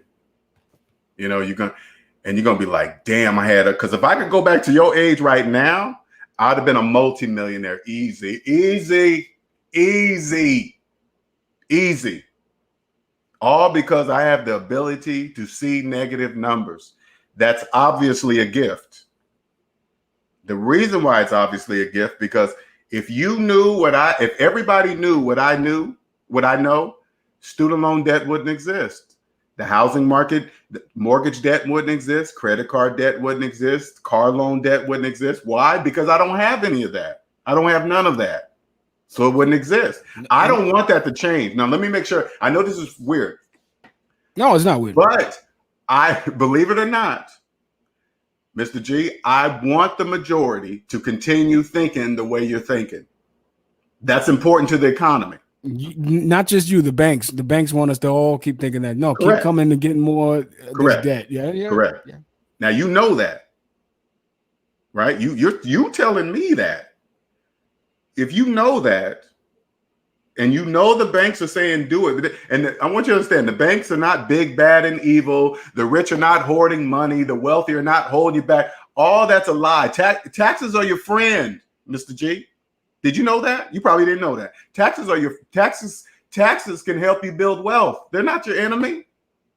They can help you build. Taxes are the only, taxes are the only guaranteed investment with guaranteed returns each and every year. Guaranteed. No doubt ever. Always get a return on your taxes. But the only way you can see that, you have to be able to see negative numbers. If you can't see negative numbers, you'll never see the true purpose of taxes. Taxes are your friend. They're not your enemy. Everybody that you hear talk about taxes are bad, run from the IRS and all this stuff. IRS, look at them as the referees of the economy. No different than a football game.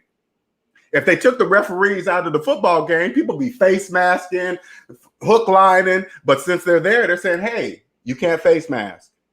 You can't horse collar, 15-yard penalty. IRS comes in, tax evasion, 15-year penalty in the penitentiary. That's all they're doing. They're just there to make sure everybody follows the rules. That's it. But if you're watching a football game, you see everybody following the rules, you don't even see the referees really when you're watching the game. You really don't even see them until somebody messes up. That's when you hear the whistle. Then it focuses on them. But if everybody's playing according to the rules, you never even see the referees. The IRS agents are the same way. As long as you're following the rules, that's it. It just, you know what? You're absolutely right. And I hope when I get to your age, which is not that far away, right? When I get to your age, hopefully I'll develop more, I guess I would assume a more mature thesis on how things are. I'm just, you know what? I'm just so smitten by just the blatant abuse of the money as far as what the government is doing. And I remember I brought up the debt number and everything like that. So it's like if the government is basically doing what I'm doing, who's in the right? You know what I'm saying? Because the government is actually defaulting on its debts right now. And the government is looking to monetize the debt, turn bank reserves into money, actual bank reserves that we have in the bank, turn into money, give us digital currency so they can more micromanage our lives. So that's kind of where that's how far I've gone down with it. What if I told you digital currency been here for decades? Would you believe me? No, it's been here for a decade. But what I'm saying is these new currency that they have. It's called credit. Credit and Bitcoin is the same thing. I get what you're saying, semantic. What I mean by like the cryptographic primitives that allow them to more micromanage like your actual device to the point where they can manipulate the units of currency. Like say they could, if we go into negative interest rates, a digital currency will make it easier for the government to implement negative interest rates, because all they have to do is put like a timer on the amount of money that you get in stimulus every month, because we're going into like a stimmy environment. You know what I'm saying? Like, yeah, you get what I'm saying? Everybody's playing this debt game. Not everybody. Some people are seeing what's going on. Some people are choosing to opt out and not play along. But here's what's going on with the government. The government is just spraying away free money. I'm sure you see it, right? They're giving everyone free money. Unemployment is going up. Incomes are going up. And in essence, it's like the currency is debasing. So all right, outside of what you're saying, because what you're saying is fundamentally true, right? But outside of what I'm saying is true. No, it's true. It's true. Excuse me. Not the math. It's on point. Mm-hmm. It's on point. Let's take it to what's going on currently in this situation where other people do not know what, you and I both know, right? The government is actually playing the same game where they're insolvent and they are borrowing money that they do not have. So, I mean, I can take it to where your famous, like, your tagline is like, slaves don't know their debt until they. So it's like, in this essence, what I'm not going to say, is the government a slave, or is the government secretly just playing us all into saying it's really us that owes all of this debt?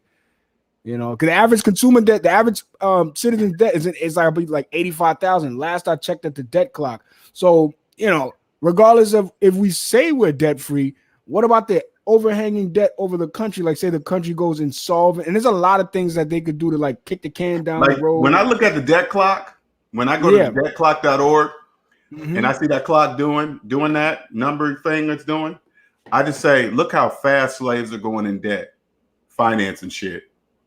Yeah, but some of that is not all our debt. That's like government, like, that owes.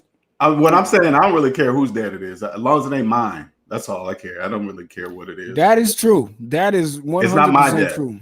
It's whoever's doing it. And when you talk about the government, this is why I want you, and this is another thing they do in the debt matrix. You guys talk about the government like it's some separate entity somewhere. Who works there at the government? Space aliens? No, it's different branches. There's definitely different bodies. What I'm saying is the government is us.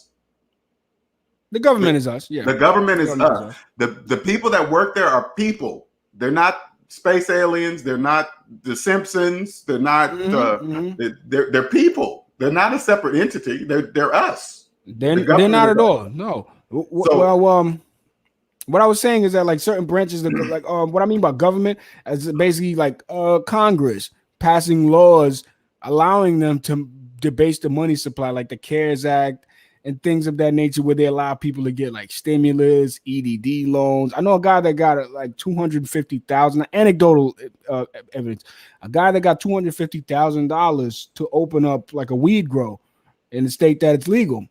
So I'm like, wow, man, this guy's getting free money to do this. It's like, what's going on here? So then I go back to the debt clock. I'm like, yo, where is all of this money coming from? So that's the fundamental question that a lot of people's been asking. You know what I'm saying? Let me ask you this, Mr. G. Yeah. How come you don't go that deep into resolving your student loan debt problem? I should, and I will. I mean, I'm asking you straight up. You tell me the details about all this stuff outside of you. How come you don't go into that much detail into your own personal debt to figure out, how can I get rid of this student loan debt? How come you don't go that deep into your own personal debt?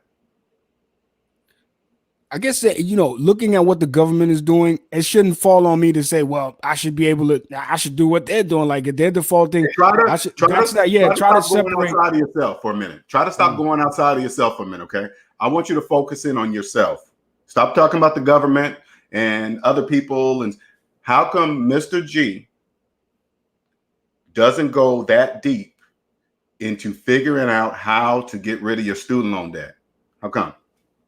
That's a good question. And it's like, like I said, up until recently, I haven't really paid much attention to, like, let's say, people that advocate for, like, just erasing your debt. It wasn't, trust me, this is a small niche sector that you got here. People that's actually willing to listen to this kind of talk. You know what I'm saying? Mm-hmm. People that's really willing to listen to what needs to be said. So, I'm new here. So it just took me a really, really long time. I thought in 2018, like, I was taking control of my debts, as far as like student loans and anything like that, but it's not even on favorable terms.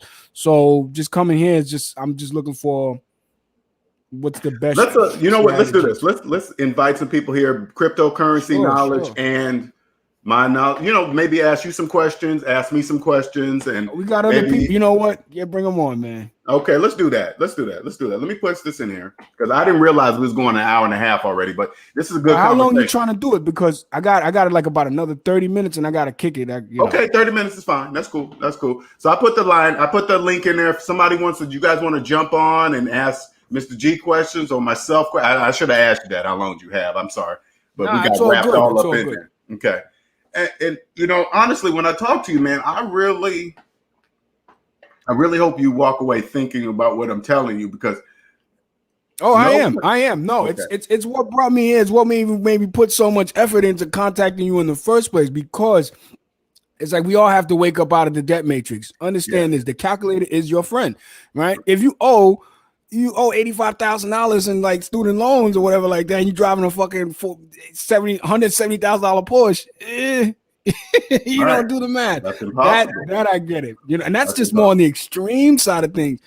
You know, it's playing out in the demographics. Like you see all these dating coaches. They like to talk about women not trying to they're trying to opt out of like forming households with like the shrinking pool of the quote unquote high value men. Right. That's just a symptom of the money printing and the credit cycle. It's just everybody now has such cheap credit. It's like now, you know, women have options and stuff like that. And, you know, they're opting out of forming households, which seemingly it looks like, you know, if they can women like practice hypergamy. So they want to get with a guy that makes just a little bit more money, right, than them. And it makes them feel kind of like something, you know what I'm saying? So this is where it's like, it's almost artificially made, this economy, you know what I'm saying? From a sense. And I believe it's from a control of interest rates and the money supply. So it's not. All right, then that's something we can get into. Here's a question here. Ask him about the 600 mil in crypto that was stolen through hacking. I don't know anything about that. Do you know anything about that? I could talk about that briefly. Okay, so basically it delves into like what I was talking about with this book right here, Code 2.0 and smart contracts. So what happened was it was something called a poly network. That's one of these other cryptocurrencies with a founder of VC and basically like an office where they can be tracked, arrested, and fined, right? These other companies, which are different from Bitcoin. Bitcoin is the first and probably the only out of all of these 10,000 cryptocurrencies that it can't be broken. You understand what I'm saying? It can't stop. It can't be forced stop function. So this network attack it's actually interesting. $600 million was stolen from one of these vaults where I said like in the smart contract, it allowed for like a value overflow. For like a variable exploit where at lower down in the code, it would just be able to give like whoever wrote the code or who gave access to it to flush out whatever vault that runs through that code or whatever, like at a certain time or certain parameter that got hit. So the poly network hack was basically, it was an inside job, but it looks like from here because in recent news, they're offering that same guy a job. The guy that stole the money, he actually returned the funds through the smart contract, put it back in the smart contract. Because, dude, $600 million is a lot of money. He stole that thing and in hourly increments, and the people were watching, and there was nothing they could do. That's how powerful this technology is. You think he has a new job voluntarily, or they told him he has a new job? Definitely, because the people. No, I'm asking. Do you think he has a new job voluntarily, or they told him he has a new job now? What you think? I mean, he hasn't given up his identification. From what I know, his ID is unknown, and he could still perform service function for these people, like at an employment level, anonymously, because you could just pay him in Bitcoin. He'll say, "I'll never." Yeah. Here's a question, Mr. G. Have you ever heard of somebody hacking the database that houses everybody's debt? Oh yes. I think it's Equifax. So have you heard somebody hacking, like whatever houses, like say like the data storage that houses the student loan debt, okay? Have you ever heard anybody going in there, hacking in there and erasing and scrambling numbers or doing whatever? Have you ever heard anybody doing that before? So I'm assuming you're saying like somebody broke into Fannie Mae's servers or something like that, where they would have access, or like let's say Nailnet or something like that. Those are the student loan companies. They would break into their servers, have access to the people's information, And so then they would basically be able to erase copies of people's whatever they owed or whatever, just erase the ledger. So in situations like that, they will have like hardware redundancies as well as like hard copy redundancies where they could like keep a hard copy as well as like several software redundant copies of that software nowadays. Before, maybe a few years back, before like the emergence of cloud computing, that was possible. That was very much possible. You know what I'm saying? They could break into a warehouse, a server farm, like if they could like somehow socially engineer the security guard or something like that, give them access to the locked door where the server farms are. You could just plug in a USB device, hit in the admin keys, and you would have access. That's it. All right, so let me start with International. I'm trying to get on the line up here. Can you hear me okay, International? Yeah, I have a problem. I'm gonna have to log in and log back out. Okay. All right, we're gonna go with I'm getting like 3 audios at once. Okay, we're gonna go with Casino Bro. Can you hear me okay, Casino? Yeah, I can hear you. All right, go ahead. No, what are you guys talking about? I kind of came in a little bit later. Okay, well, we just basically what it started off was savings minus debt. We just talking about how to get debt free and everything like that, and the fact that some of us that invest in Bitcoin and these other cryptos, we got to really take into account how much we really owe, because all these paper gains that we're making aren't really our own until we take care of that debt that's behind us, and that's real talk. You know what I'm saying? A lot of us owe for cars, paying rent, and doing things that really kind of ass backwards from what normal people would do. So if you just, in short, we just taking whatever we owe versus whatever we have in savings or whatever paper gains we have, minus that from how much we owe, or just just minus that, and whatever is the difference would be our true savings, whether it's in the negative or the positive. You know what I'm saying? So just savings minus debt. Depends on what type. Am I right, LJ? That you're talking about, like, because I think debt is just being kind of just open ended, right? Because I mean, there's different types of debt, right? There's the student debt, and then there's the debt on the on vehicles and that type of thing. I think debt where you're buying something where you're, there's good debt, and I think we've had this talk before, but somebody would call that slave splaining, right? And so I'm a little. I mean, why is all debt kind of considered the same? Is what confuses me, I guess, right? Because if you could kind of dive into that. Who are you asking, me? Yeah, LJ. Why is debt all the same? Yeah, why do you consider all debt the same? Like, why is debt on a car versus debt on like an apartment complex or like an asset that pays you or appreciates? Right, like I don't understand how that. Okay, all right. So by listening to your words, I'm talking about personal debt. But if you're talking about an apartment complex with debt, that's called business debt. Okay, that's that's business debt. I'm not talking about business debt. I'm only talking about personal. Okay, so I got that's the line. That's the line right there that gets on. So outside of like corporations and stuff like that, just on the personal. Yeah, I'm not against business debt. I'm not against business debt. Okay, I'm only. Oh, you're not against corporate debt? No, I'm not. Or corporate credit and everything. Okay. Yo, we gotta talk. I wish I could come back on another show because there's a lot anytime, of things. Man, you can anytime. You got it, man. All right. Yo, Coin Bro, what up, man? What's up, man? I know you busy, Coin Bro. What you doing, man? You working on your car or something? What you doing? No, I'm just picking up this money, actually. You're doing something, man. Yeah, no, I was just picking up some money. It fell out of my pocket. Okay. Very cool. You got to get that crypto, man. Nothing fall out your pocket. Yeah, right? You get cryptocurrency. Nothing will fall out your pocket. Get cryptocurrency. No, I cashed out. I took paper profits. Hey, man, he took the paper. He went back to fiat. All right, man. It ain't blue or. I mean, it ain't great. If you got student loan debt, that doesn't even exist. That doesn't even exist. Now listen. Here's what I'm saying, bro. The student loan debt, right? It's not costing me anything right now to have that debt. So what's the problem with it?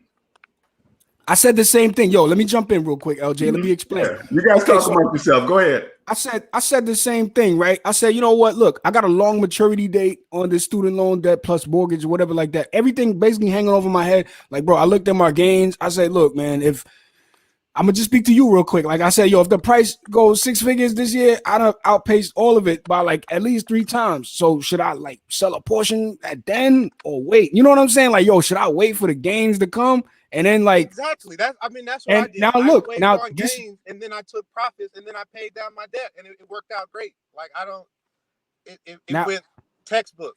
So like, I just ignored my debt. Like he says, make the payments or whatever. I just ignored my payments and just kept putting my money that I was taking from my job and invested it in crypto. Say that out loud one more. Hey, Casino, say that out one more time. Say you ignored. Tell everybody you ignored your payments until okay. it was profitable for me to acknowledge them. Gotcha. And I think that's the best way to do it, is just to pay debt on your own terms, right? Like if it hurts you to pay debt, like if it's taking a huge portion of your income, you shouldn't pay it, because you need that money more than the corporation or the bank, right? The bank is not going to go bankrupt because you didn't send them your 436, right? And they might ding your credit score or whatever, right? But they're not going to, in most cases, come get the car, right? Casino, how old are you? I'm 26. Oh, okay. All right, go ahead. Yeah, no, go ahead. That's pretty much it. Okay. Though. All right. It's like, let me say this real quick. Believe it or not, we need people like Casino Bro, and we need people like Casino Bro that think he has cash in his hand. He think that's real. Look at him. Look at him the way he's showing it. He thinks it's real. It's very real. That is very important. Casino, you know that's fiat, man. You know that thing. That thing ain't real, man. Even though you can go to the central bank's website. Listen, you can go to the. When I go to use the money, they don't ask me, is that debt or do you actually have that? They just say, thank you very much, sir. And they Casino, if you spent that money with me, I'm not going to ask you that question either. I'm going to accept it. I'm not going to say, hey, is that debt? I'm going to say, thank you. I'm not going to ask you that question. You're supposed to know the answer to that question, not me. Using debt to buy assets that appreciate, I don't see how you lose, because you're talking in the first place. Because you keep talking business. I'm not talking business debt. You keep going to that. These were some student loans that I took and bought crypto with. Yeah, I said it.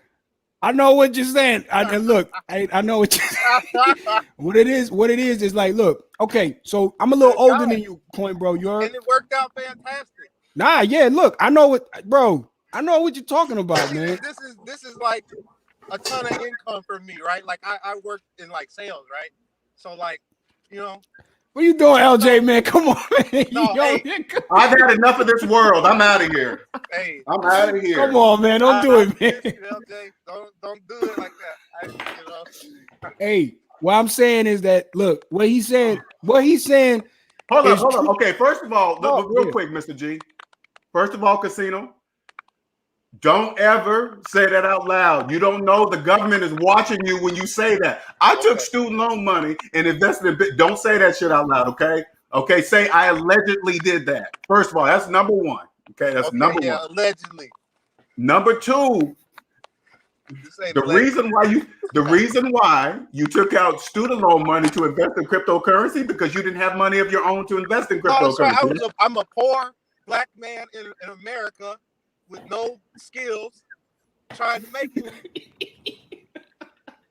Hey, man, more power. Hey, you know what? Okay, let me jump in between y'all real quick, because look, both of y'all saying something that I just want to make a connection to. LJ, what you're saying is 100% correct as far as like not having any debt. But what Coin Bro is saying is like, yo, listen, I'm just gonna play the game the government is playing by taking advantage of this cheap interest rate. The government is already insolvent. They're basically doing the same thing we doing. And we all just holding cryptocurrency, specifically Bitcoin, because it's a non-counterfeitable. It can't be counterfeit.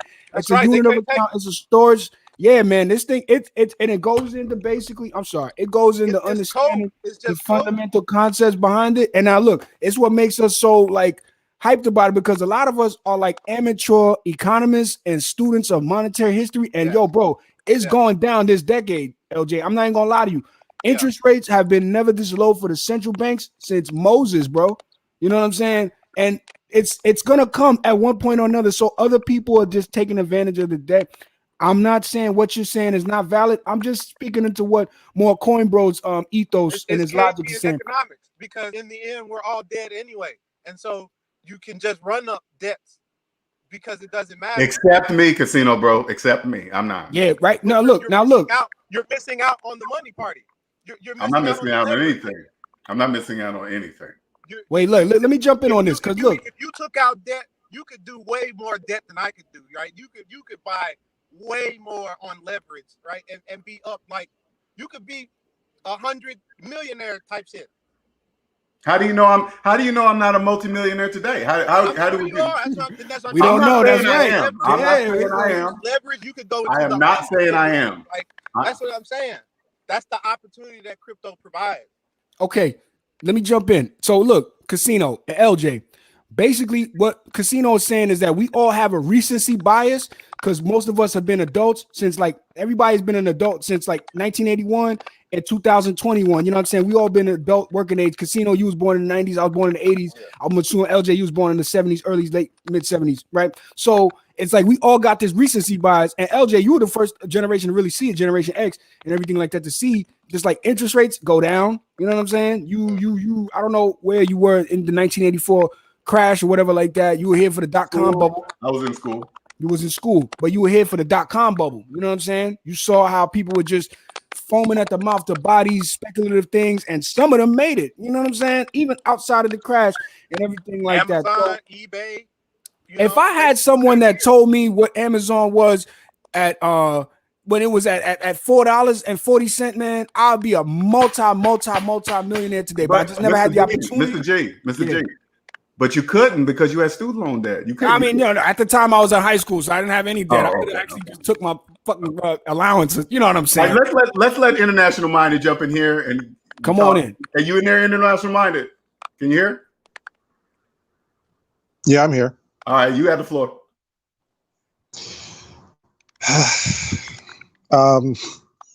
Jesus Christ. Okay, so let's start with the first thing. Okay, the first thing is using the proper terms. Remember, I always come back to this. We have different words for different things. So a dog, because they're different, right? You're cutting in and out. Okay, go ahead. You're cutting in, but go ahead. And you don't, I'm getting a lot of popping here on my side too. Yeah, me too. I'm hearing it. Yeah. Can you hear me now?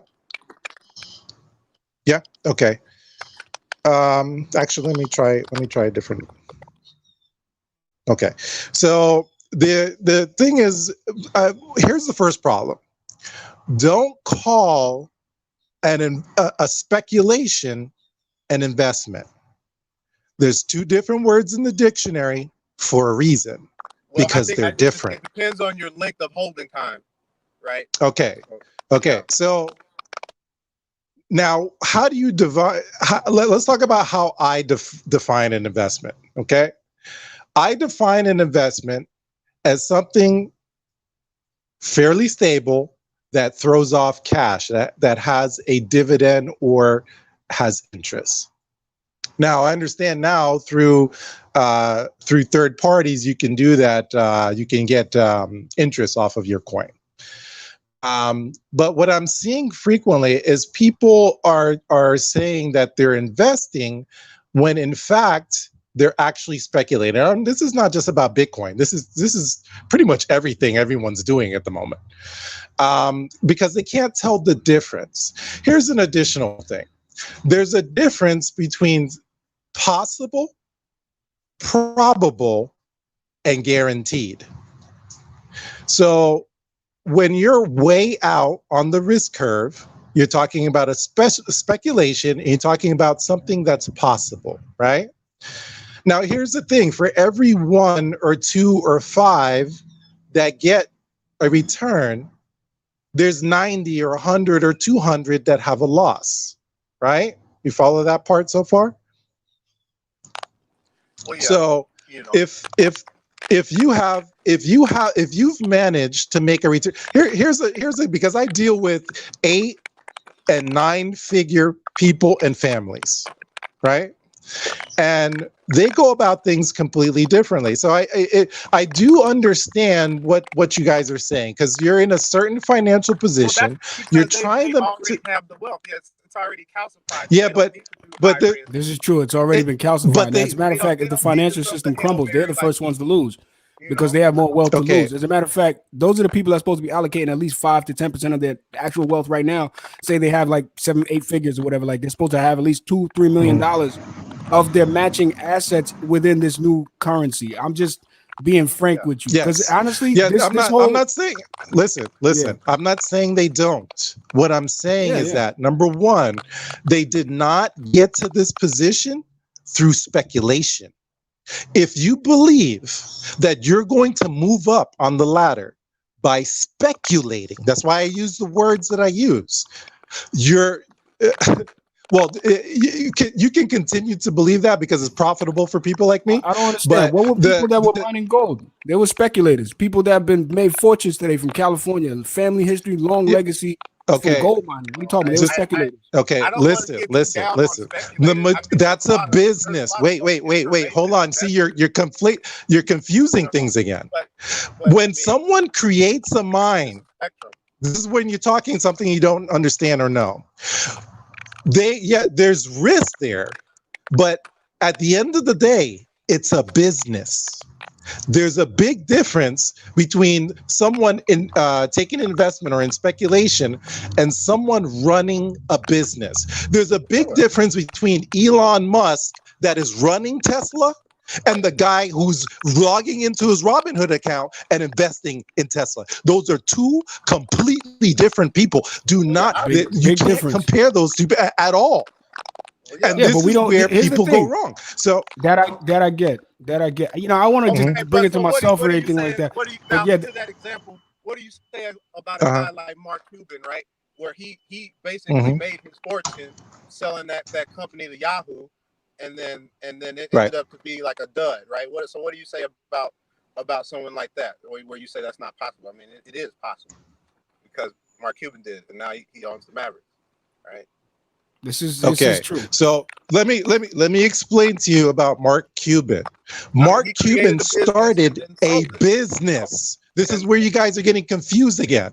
It's not like he just took some money and made an investment. He started a business, and he was working those 60 and 80-hour weeks to get that result. Okay, he didn't just log into an account, make an investment, or make a speculation and come out the other end like that. That's not how this works. This gets back to what I was telling LJ. A lot of people actually believe that they can put in a few dollars. I got this coin, bro. Sit at home and do nothing and come out good on the other side. That's not how this works, guys. Let me explain to you how it actually works, because I deal with people with real money. They start businesses, they make investments, they get investors with them, and they put in 60 and 80-hour week, guys, for decades. Okay? They work for it. International Mining now. Hey, Casino Bro, show International Mining real money again so International Mining can see it. Show them that real money again. Come on, man. Show them that real money. They probably would. Come on, man. No, show us that real money. They probably would call it money over there. You know? Hey, let me just jump in. I didn't mean to interrupt you. I was going to say, I'm sorry, you done international? Yeah, you can go ahead. All right. So I'm saying, it's like, all right, here's the thing. We understand the steps here. We're not just like, I'm just going to speak for myself. I'm going to speak for myself. We're not new people to understand the levels it takes to become an accredited investor, right? You have to establish your business. You have to have a certain credit rating, and you got to be able to have money in the bank, right? You have to give your money to the bank for you to become an accredited investor. This Bitcoin thing, wait. Don't cut me off. This entire process has been undercut by the fact that cryptocurrency is here. So I can transfer and I can transact peer-to-peer with you. Now, on a whole another level, we've already undercut the need to be an accredited investor in any project. Hold on, I don't want to just cut you off, but not just like send peer-to-peer. I can lend, right? We can it cuts off middlemen from the banking system outside of the fiat economy. Like, we don't ever have to transact in dollars ever again if we don't want to. We can just send whatever crypto of our choice back and forth to each other. My fault. Go ahead. And hey, one more thing I want to add to that. So the rebuttal to what Coinbro would say was like, oh well, the nation state could just ban it. They could just say, oh well, we're not gonna allow you to spend it here. Listen, man, people will leave, bro. They're already trying to keep people here, making sure they have vaccine passports, anything like that. So if there's like a banking crisis, banks go bust, you can't leave. It's a way of it's a capital control mechanism for anybody that's not paying attention. So this system is the most important thing that's in our lives, all of our lives. I think we're all being adults since like 1980s or whatever. Like this is literally the single most important event of our lives right here. The ability for people to cross, to cross into new asset classes. You know what I'm saying? This is not something that is not supposed to be available to us. We front ran the banks, legacy financial institutions, rich men. You know what I'm saying? People have been working like 30 years to build a warehouse, right? And now they're hiring a bunch of Mexicans in there for minimum wage, killing the labor and everything like that, adding it to less GDP, right? And everything like that. So you have to look at things from a macroeconomic point of view. This thing is only 12 years old. It's flipped everything on its head. These families, these people that have had all this time in the legacy system, they have the most to lose. You understand what I'm saying? They have to buy this new asset to be able to match what they hold in the old system for them to be able to pass in the new system. We're going to go into LJ. I mean, we're going to go into a hyperinflationary scenario sometime within this decade, and it's going to lead to a deflationary collapse where any dollar that you have, whether it's physical or if they don't use CBDCs before then, it's going to be valuable. So basically, interest rates going to rise up again. You know what I'm saying? The value of houses might go down again, but only this time it's different because the government has not stopped printing money. We are paying attention. This is what's going on. They're just filling the money supply up, and it's not happening recently. This only started happening in 2008. They haven't fixed the problem since then. I was a young man seeing the Occupy Wall Street movement and everything like that. So I seen the libertarian roots behind this, and it spoke to me. My man Coinbro, he sees the economic liberation aspect of it, and it's speaking to him because now the man doesn't have to go to somebody that's not his, like, you know what I'm saying, racial peer or anything like that. The man can just talk to himself. You know what I'm saying? It's a fundamental line that's been crossed. So that necessarily doesn't. It won't necessarily matter at certain levels of the economy. Yeah, you won't be able to do certain things at certain heights of the economy with crypto because a lot of rich people are going to have crypto and they're going to probably lock up certain pieces of segments of the economy. But after something called hyper Bitcoinization, right? It's a wrap, right? Bitcoin will be the global reserve currency. I'm 100% confident in that because it's just a superior monetary system, and it's just people have to realize that. And the governments, the banking system, the central bankers, that when they get on TV at the FOMC meeting, they lie to us. Because now me and brothers like down there, we understand the interest rate. We understand it's at a historic low. And that's why other people that are not on the vector are talking about, yeah, just refinance, play the debt game and everything like that, which is kind of what the government is doing. I came here to find out the middle of it because, you know, honestly, going debt free is the more noble path. You know what I'm saying? It's the righteous path, and it's the first pillar of a sovereign life. You know what I'm saying? I'm just getting more into the ins and outs of things. So I'm just noticing, like, you know, it looks like the people that are playing the debt game are winning because they seem to be accruing more assets, but they're not winning because they owe, and everything is going to be. We're in an over financialized, over leveraged system just to begin with. We never had so much debt before ever. You know what I'm saying? So that's what's going on. This is debt. The government, they're trying to monetize the debt secretly. I mean, it's the biggest open secret. I can't believe no one's talking about. With central bank digital currencies, they can control your spending. They could put like a timer on how much money you could spend a month after your stimulus check per household, right? So if there's 4 people living in your house, right, and you the head of household, the money comes to your wallet, and you can choose to allocate. How horrible is that? You know what I'm saying? So this is literally what's coming to prevent the inflation. Oh, you on mute, LJ? You on mute? Let's let Casino Bro go because I know you said you had to leave in a few minutes, so I don't want to. Go ahead, Casino. You got it, man. Oh yeah, I was just gonna say I'm in the camp where I technically just believe that the debt really doesn't matter, right? It's the debt doesn't exist until you go into the wherever and create it. When you create the obligation yourself, so I'm in the camp that the debt is not worth, you know, It's not worth the 14 cents that it takes to make the dollar, right? You know, I don't. It's just like the dollar is worthless. The debt is worthless. No, those hundreds The that you had in your hand are 14 cents each. The new hard currency is crypto, right? And this it basically goes back to where we're cycling back into. We're going to be backed by something again, right? Where we left that standard in the 70s or wherever, where we used to be able to redeem dollars for gold. That's where all this comes from, and that's why debt. You can just take on debt because it's not. What is a dollar, right? Constitutionally, a dollar is supposed to be like a specific weight of gold or silver or something, right? This thing right here is just, you know, it's a Federal Reserve note. It's not anything. It's not an obligation. Can you hold up the stack again for me though? When you talk, can you hold up the stack while you're talking? Can you do that? To buy a nice used Rolex. I'm shopping, you know, treat myself for trading so nicely. Yeah. Okay, go ahead. Now talk. Go ahead. All faces, man. You know. Hello. Yeah, I'm here. Man, hey, you guys, let me tell you something. Hey, Casino, bro, I know we went into it last time. I forgot whose show we was on. I forgot whose show. But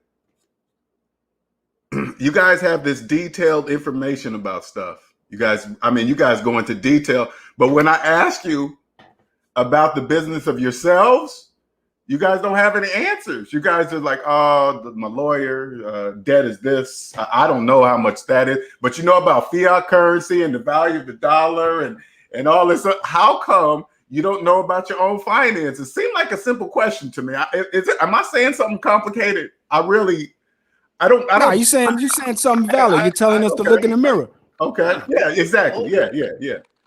Business is booming over here, so it's going great. Well, I can see that. I can clearly see business is booming because you showed me that stack. So it's clearly booming for you, right? You know, they're not red. I don't have no stack. Shit. Nah, me neither, man. I don't do the fiat, man. I got some change. That's all good, I don't though, got that much money. I don't got that much money. That's proof of gains. That's what we call proof of gains. So people know I'm not capping, bro. This is. Oh, you ain't capping. Nah, but look, bro. Not for nothing.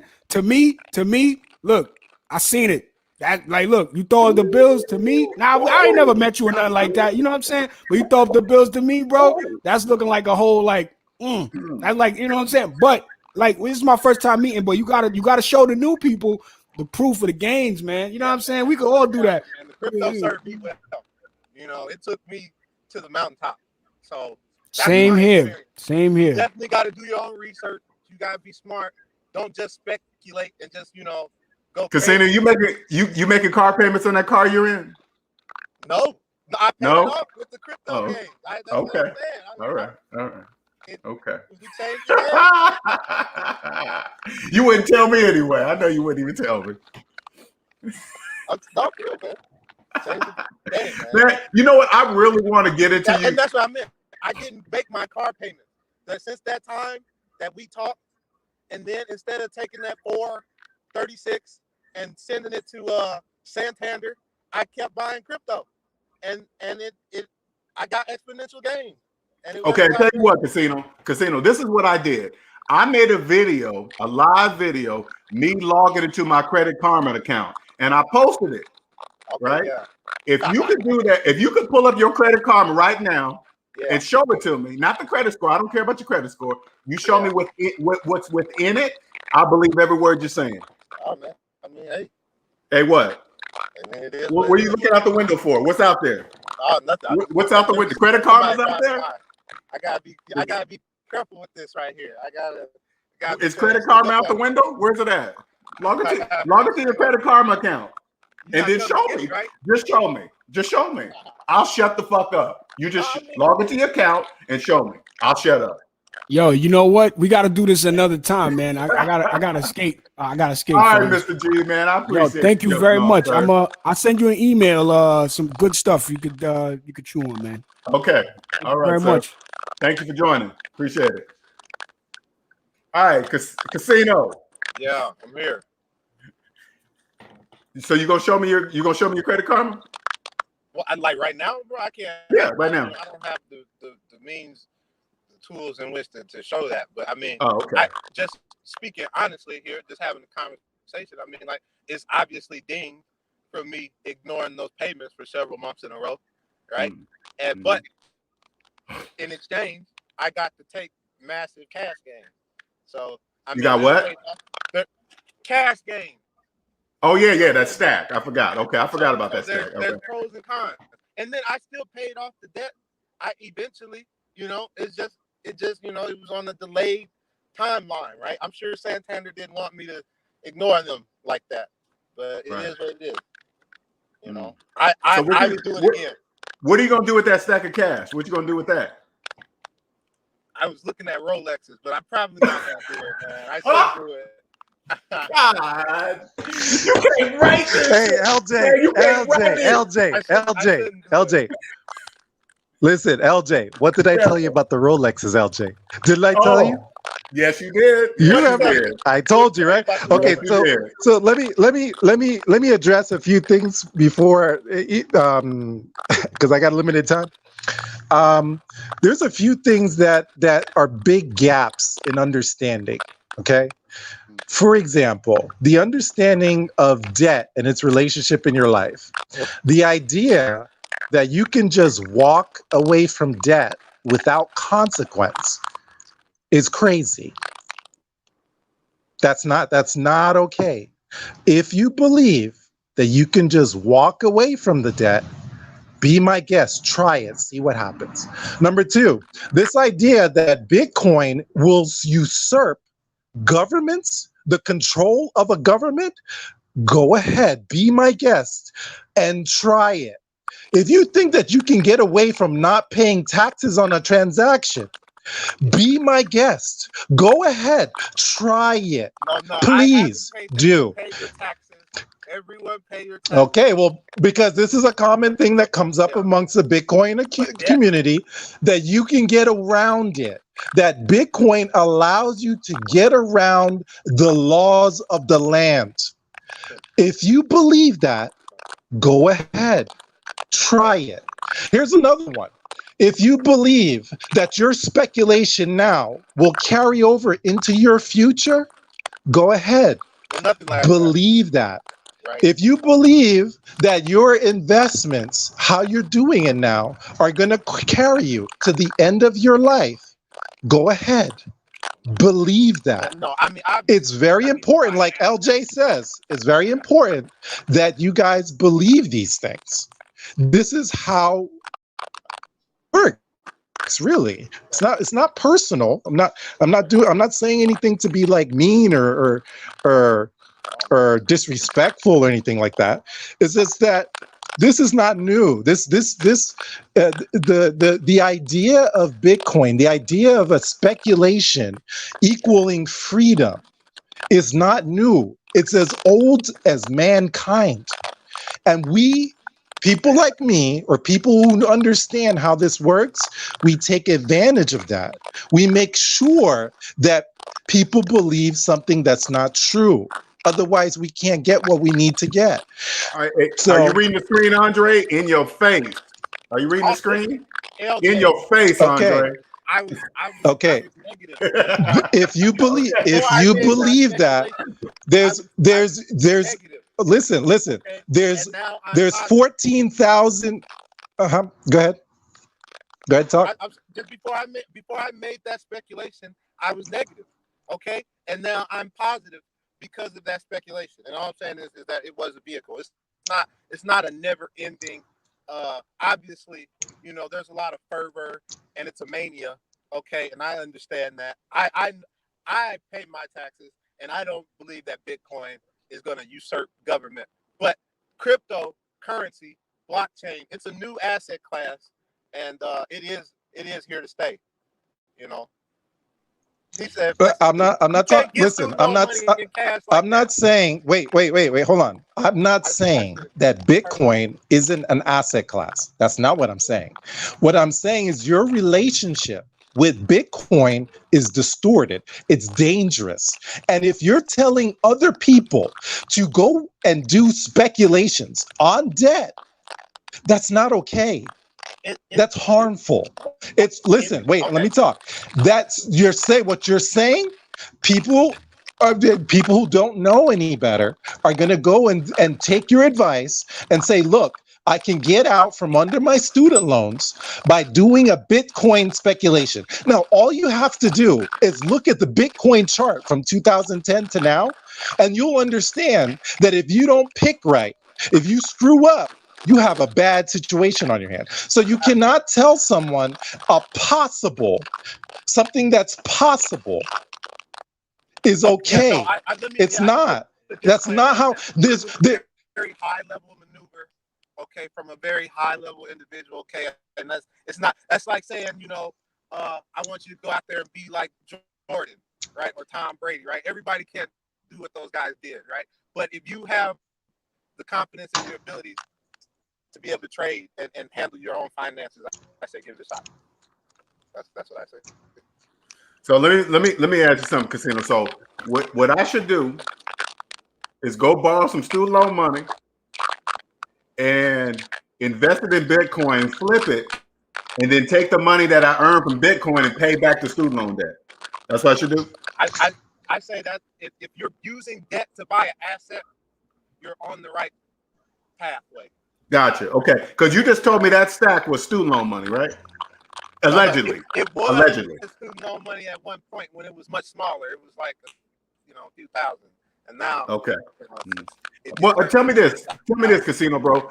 Why didn't you, instead of just getting student loan money, why didn't you just use your own money to invest in Bitcoin? Because I was a college, still am a college student, right? Yeah. No, yeah. I don't have a huge income, right? I don't know. Oh, okay. Yeah. Okay. As a student, so I got you. I had to do something a little high risk, and When you did that, when you filled out the application form for student loan money, did you write in there that you was going to take this money and invest it in Bitcoin? Did you tell them that? I applied it to it was just my general well-being. It was improved through that, and so I think there's like a clause where that. You think that was in there? Okay, all right. Because it's like a car. Okay, all right. Did you? Okay. Hey, Casino, are you trolling me? I'm not trolling you. I'm so serious. And I listen. When I said that, I wanted you to say you were trolling me. I wanted you to tell me that, but you're serious. Okay, all right. All I'm saying is, it's possible if you're smart about it. You got to be really smart. You got to know what you're doing. We need people. Casino, bro, I'm gonna just be straight. We need people like you, man. We need you. I mean, we need you. I was gonna be feeding the debt system anyway, and so now you're gonna do what? I'm positive, So you're gonna beat You said you're gonna beat the debt system. I said I would have been feeding the debt system anyway, right? But now, through this speculation, I'm able to, I could buy an asset if I want to. And what you gonna buy? What you thinking about buying? I'm curious. I don't know, man. I want to get a Rolex. He gonna buy a Rolex, LJ. He told you already. He gonna buy a Rolex. That's right. Real estate. Don't. Remember, they always tell on themselves, LJ. What kind of Rolex you gonna buy, Casino? What kind of Rolex you gonna buy? Oh, day.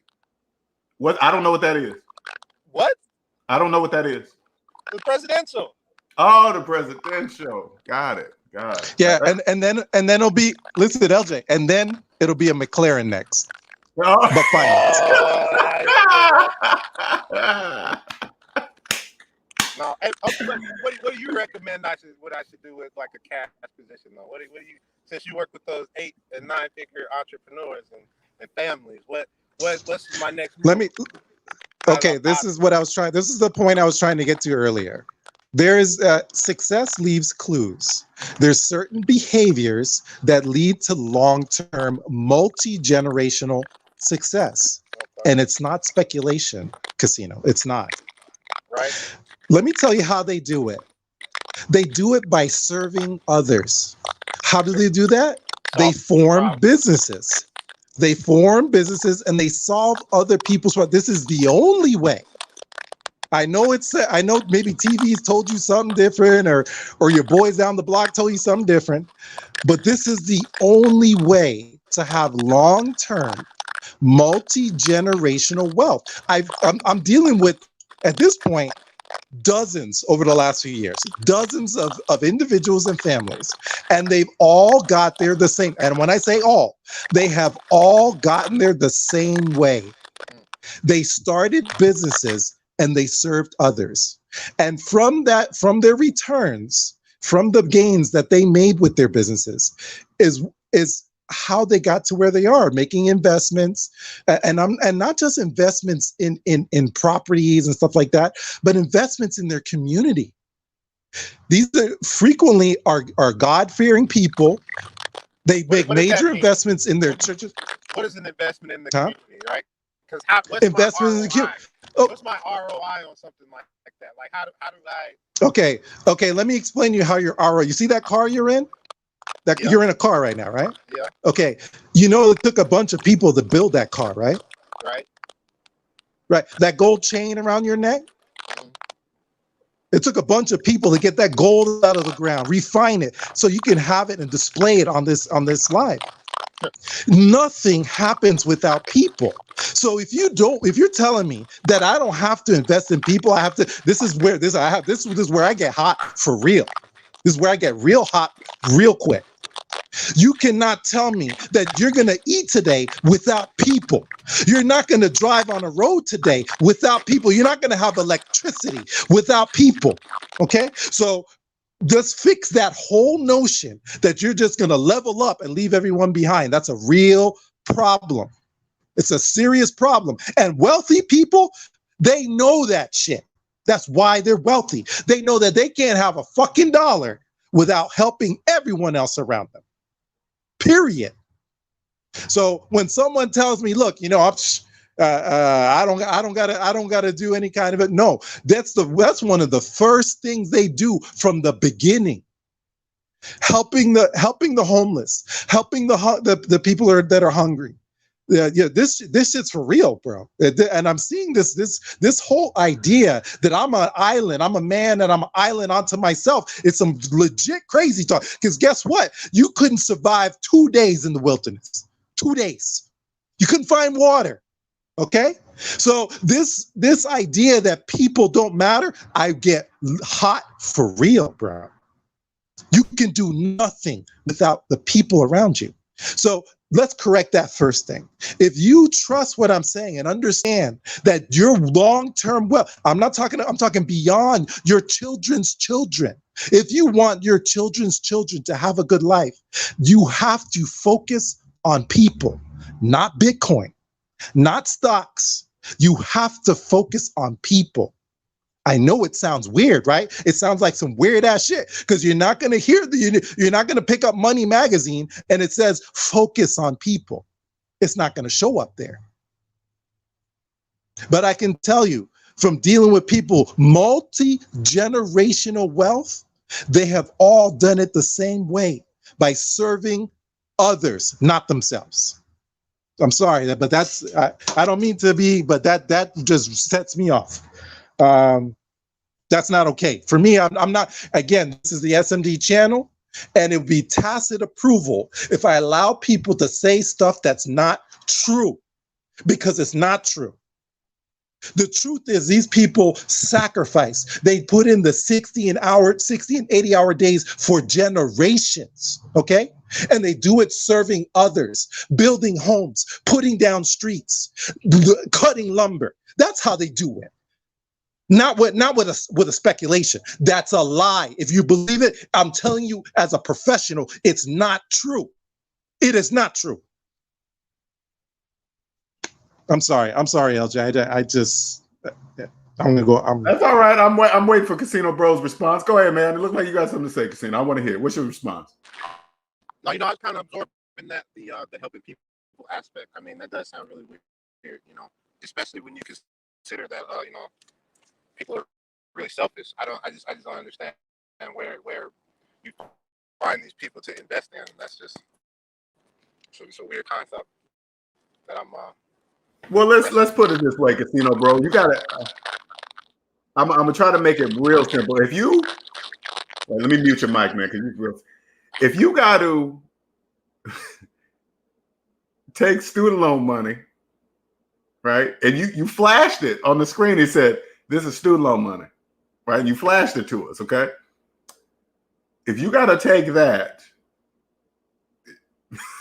I'm trying to word this right, man. I don't even know how to word. You basically lied to the student loan people. You basically lied to them, okay? The reason why you lied to them, because you didn't have any money of your own.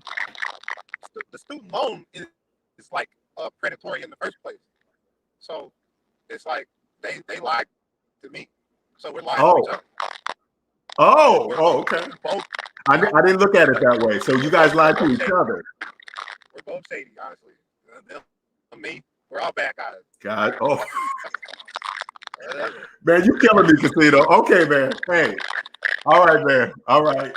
Okay, you win. You win. Okay. Not many people win against me, but Casino, you win. All right, you win. I just think, I just think that discouraging people from investing as opposed to paying down debts. But paying down debts doesn't serve you, right? That serves your debt holder, right? And I think you're better off taking that investment and keeping that until you want to pay down the debt. I think that's your choice. So, Okay. Okay, so Casino, you took someone else's money, and your plan is not to pay it back, so you're a thief. Wait, one more time.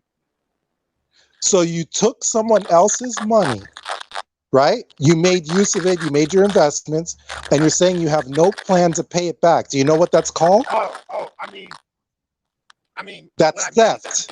That is theft. No, let's look, because this is where the terms and using the right words is very important. You took someone else's money, and when you took it, you had no intention. The burden is on the creditor, right? The person who's lending to make sure I'm okay. Worthy, right? Okay, no, but just so you understand what you're saying. You're saying that it's okay. It's okay. Listen. But we have to be clear. You're saying you're going to take someone else's money and you're not going to pay it back. You have no intention of paying it back. You think that's okay. Let me explain to you. That is theft. That's it. Now, if you're saying it's okay to steal and profit from theft, if that's what you believe, then that's. Put it in those terms to call it stealing and all this other stuff. What does Wall Street do, right? What is the whole financial industry, right? It's a bunch of middlemen and scraping money off of the top for fees and commissions. It's about milking the customer. And I came in with the game plan, and I said, no, you're not going to take advantage of me, student loan. I'm going to take advantage of you. And that's what I did. And I won. So have a game plan. And you can win too. Let me tell you something, Casino. I absolutely love what I do. Love what I do. I love it. I love it. I love it. I love what I do. I will be Casino. I will be here when you're 50 and I'm 70. I'll still be here on the mic. Still be here. Saying the same exact stuff I'm telling you today. I'll still be here. I'll still be here. All right. Fair enough. And you're young. You're 26, man. So you got a little bit of you got a little bit of leeway. I'm gonna give you a little bit of leeway because you're 26. All right, okay, you're not even 30 yet. Okay, all right, you kind of know. All right, but when you get closer to 30, man, you're gonna have to start switching it up, man.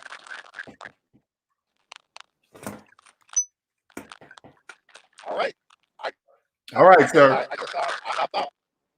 All right, man. Thanks. So, LJ? international minded. What do you have to say in closing arguments? Okay. Yeah, this is something that I am genuinely concerned about because it's a matter of values. And like I always tell you, LJ, they always tell on themselves. They don't mean to. They don't. They think You're that they're being You're right. slick, or they're getting over, or Right. there's a whole culture. There's this whole culture of I'm gonna get over it. Yeah.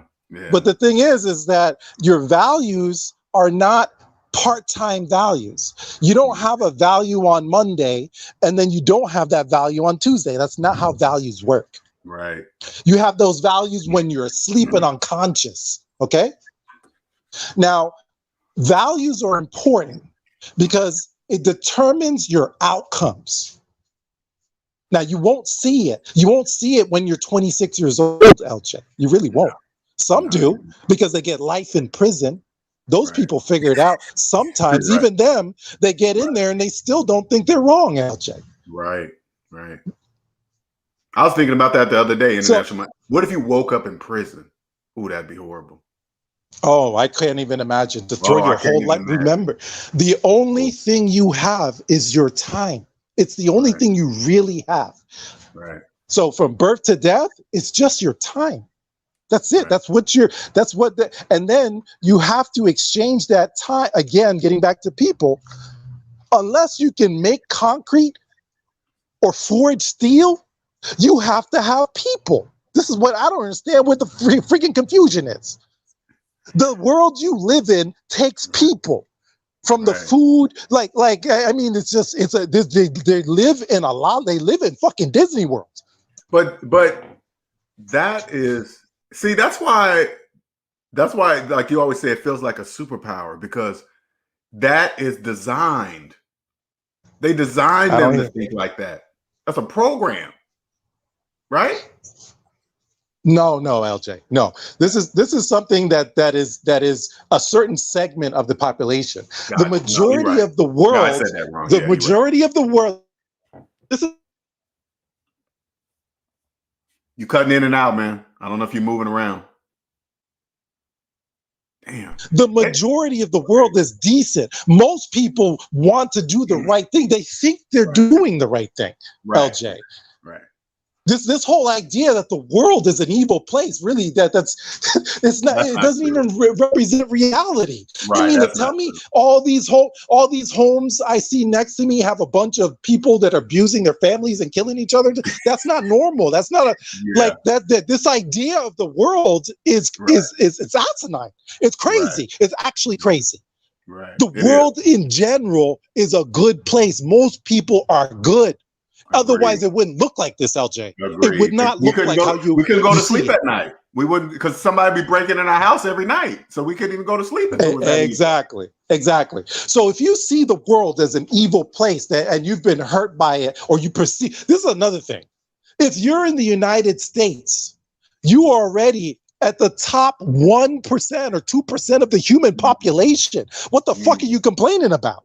Right. Stop with the this can only be said by someone who's got a McDonald's down the street. Okay, that's the only one that can say that kind of fucking stupidity. Get the fuck out of the United States. Go to fucking Bangladesh, and you come back and you tell me if you have the same fucking view. Dumbass shit. I can't. This is the thing though, and this has nothing to do with debt or money. This has to do with just being straight up ignorant. I'm sorry. Right. I'm not saying. Wait. I'm not saying that America is all this, because if you're a person of color, you know it's not. You know it's not. Right. Right. But don't tell me that you live in a fucked up situation, that this is so horrible that you're gonna fucking lie and steal and cheat and get over that. I'm not okay with that. That's tacit approval, and I will not say it's okay ever. Well, they make money off of people like that too. That's why they're building so many prisons, though. International money. That's why they're building them, because they got to make money off that slave labor. Oh my God, LJ! It's all part of it. They can make some money off that too. Hey, listen. Building all these private prisons. I'm not saying that there's some legit bad shit in the world, because there is. I mean, the Taliban, which should tell you enough about how bad the world can be, right? Correct. Mm-hmm. And guess what? Those people actually 100% believe they're doing the right thing. This is where I get upset with having the right facts, using the right terms, calling things what they are. Because you mean to tell me these people suffer and die for just what, for the hell of it? Right. I'm talking about the Taliban now, which people see as evil, right? Right. But I guarantee you sit and you talk to them, they actually believe, they're willing to die, right? Right. They believe they're right. They 100% believe they're right. And there's another group that believes they're right, and another group believes they're right. But this is where I say, look at the results.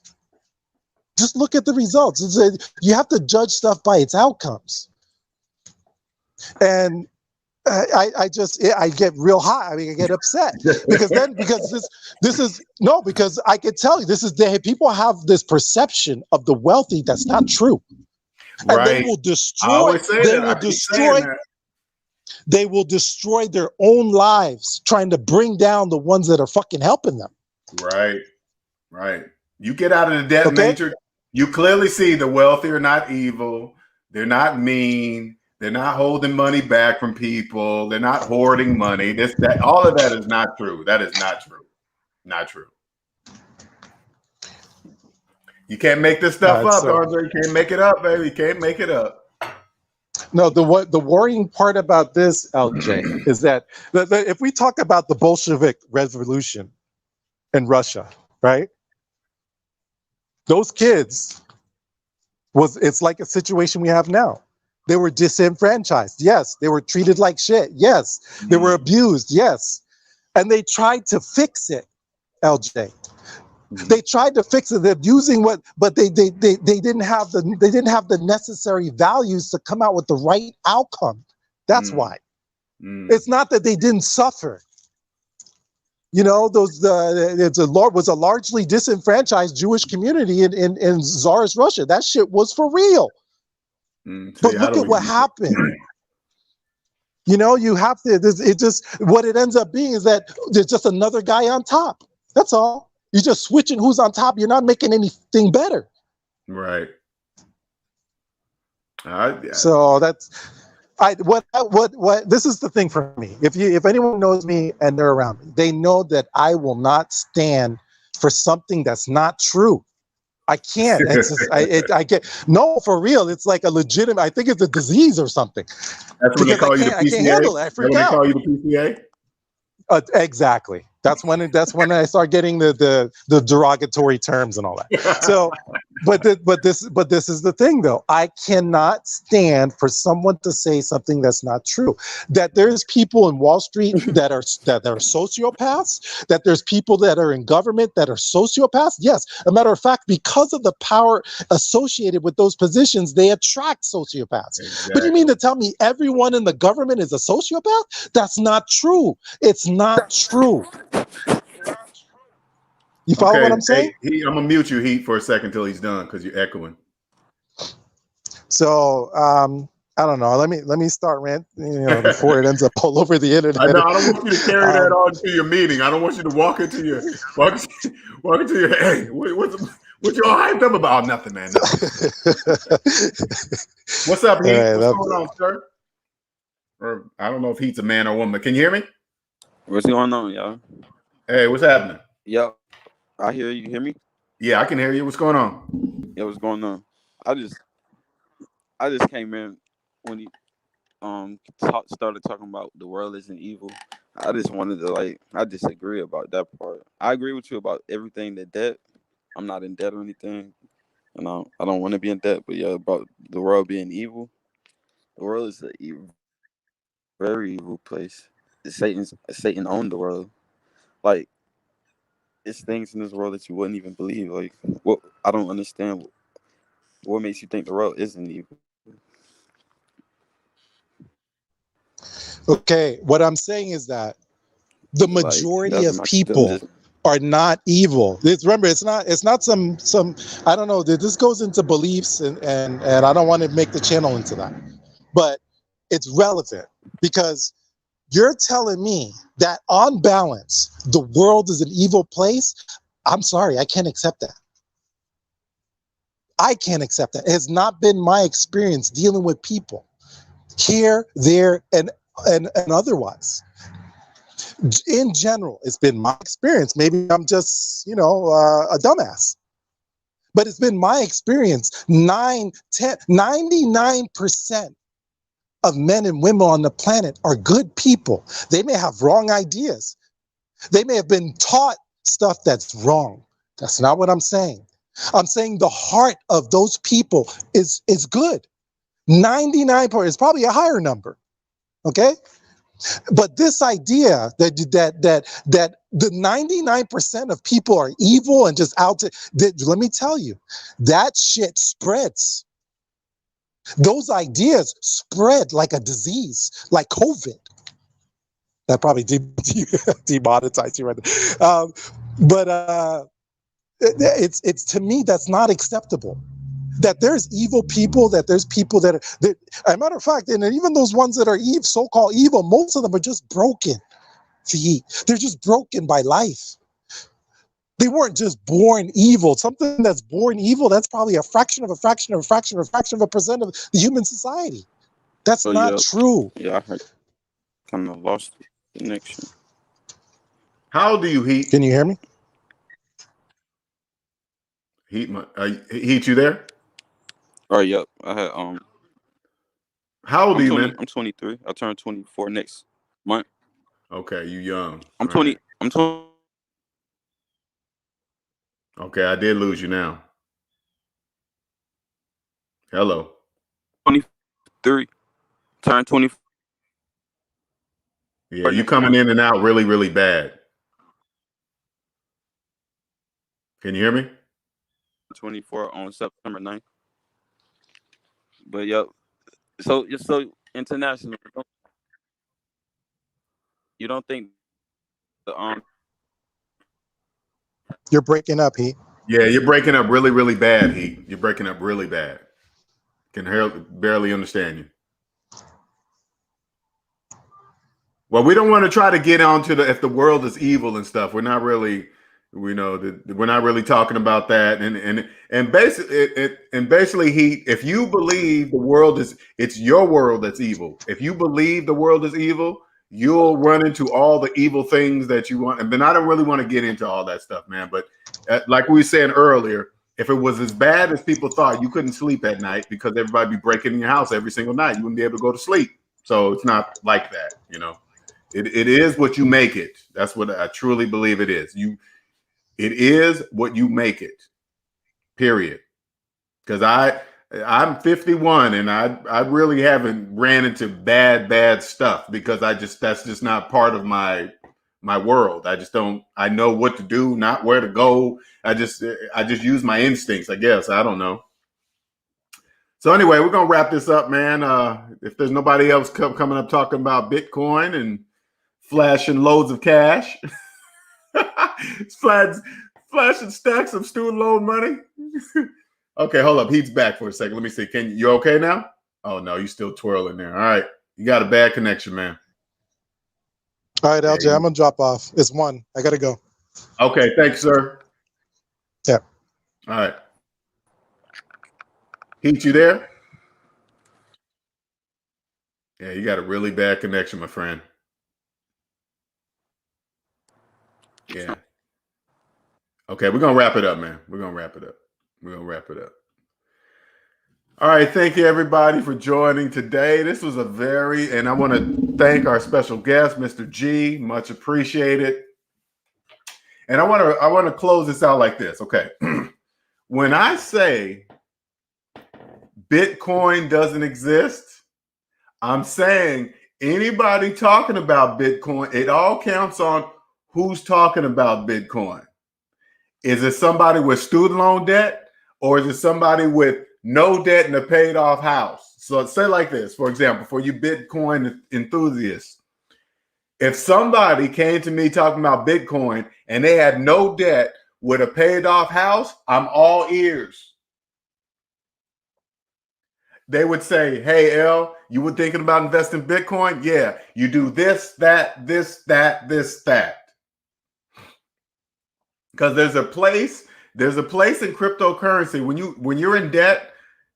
You can't see what cryptocurrency is. You can't really. You already know it doesn't exist. It doesn't physically exist. But if you think it's going to come and take over the U.S. currency, and you guys be talking about fiat currency, and you guys be throwing out all these Google statistics and books, check out this book, who wrote it, who this and that, blah, blah, blah. And when I say you got student loan debt, yeah, it doesn't matter if you read a book.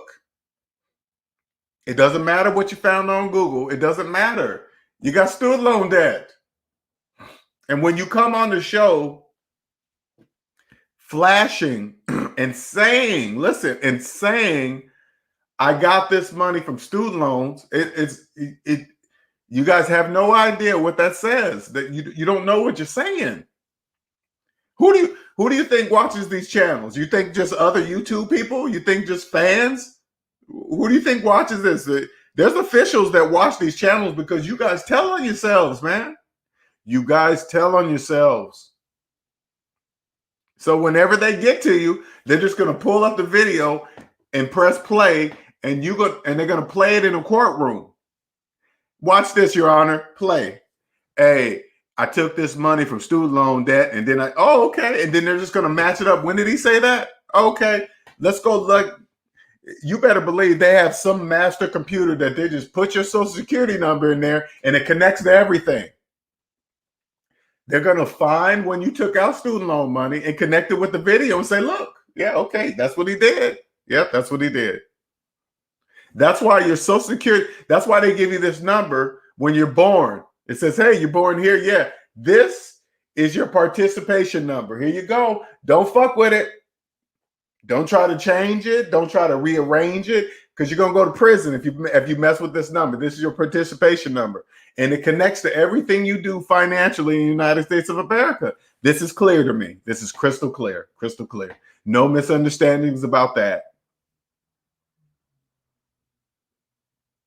If you do things like that, you're going to get in trouble. And you're not even, and Coin Bro, you're not even 30 yet. You're not even 30. Mr. G, I strongly suggest you stop reading Bitcoin books and going to Bitcoin conventions. I strongly suggest you concentrate on your student loans, because I'm gonna tell you right now, whatever law firm you're messing with right now, they're taking your money. They're not doing anything for you. You're giving them minimum payments, and they're just mailing it off for you electronically. They're not doing anything special for you. They're not. They're just taking your money. And whoever recommended you do that, you need to ask them, do you got student loan debt? And if they say yes, that's why they recommended the law firm to help you with your student loan debt, because they're doing it too. That's why they're doing it. This is business. This is business.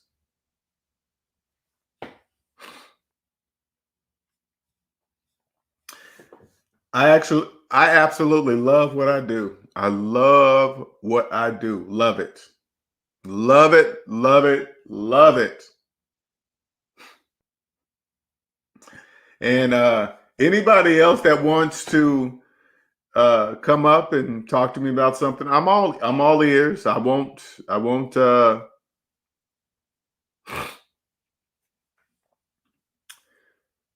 yeah, you're like going into like, Bible and demons and stuff like that. That's a whole different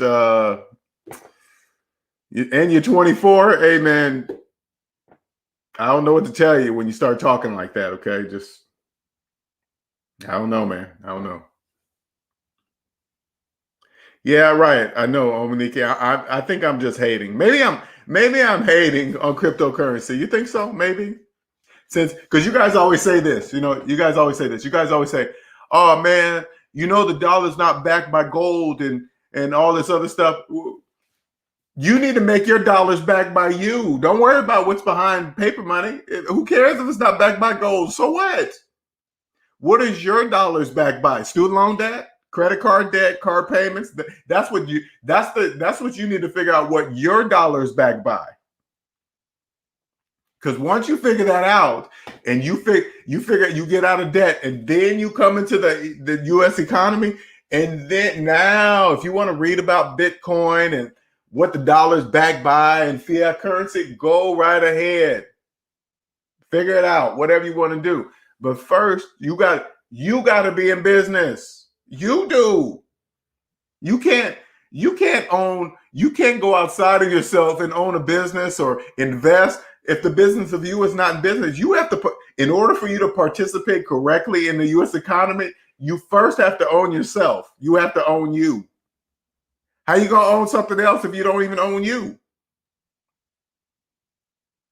If you got 13-year-old student loans, you don't own you. You don't own yourself. Now, you probably if you're new to the channel, you're probably thinking, well, who owns me? Log into your Credit Karma or your online Experian account. Go in there and take a look at a list of all your owners. Those are all the businesses that own you. And they all say, you can't invest in anything outside there until you pay us back first. You have to pay us back. You can't just borrow our money and do whatever you want with it. You can't do that. You can't do that. You cannot do that. No, she's joking, Mr. G. She's joking. No, that's a joke, Mr. G. She's joking. She knows I'm not a hater. When I get some play money, I'm gonna be all up in Bitcoin and cryptocurrency. I'm gonna watch what you guys get all hyped about. Which one's the bigger one? Bitcoin seems to be the top. You guys seem to enjoy Bitcoin the most. That's the one I'm going for. You guys believe in that one the most. Until that changes, I'm going to be there. And then when somebody else comes along that's better than Bitcoin, because it will happen, I'm going to just go to that one. That's it. And I'm going to go in there. This is what I'm going to do. I'm going to just tell you guys. All of you guys that are investing in cryptocurrency with student loan debt, I'm going to go in there and take all your money. I'm gonna take all your borrowed money from the bank, and guess who got to pay the bank back? You. You are gonna have to pay the bank back, not me. All the money that you're gonna borrow, like Casino, that money that he's borrowing to put in put in Bitcoin, he has to pay that back. I don't have to pay that back to the bank. He has to pay that back to the bank and student loan. You have to. You got to pay back every single 100 you showed me, Casino, bro. You got to pay back every single dollar of that money to the student loan place. And I promise you this, they prefer that you don't. They actually prefer that you take your whole lifetime to pay back your student loan debt. They don't want you to pay back that student loan debt. They don't want you to pay it back. They want you to pay it for you know how much money they're going to make? Can you imagine this? Imagine if you went and financed a car, right? And they said, you could take your whole lifetime to pay us back at whatever interest rate. That's what they prefer.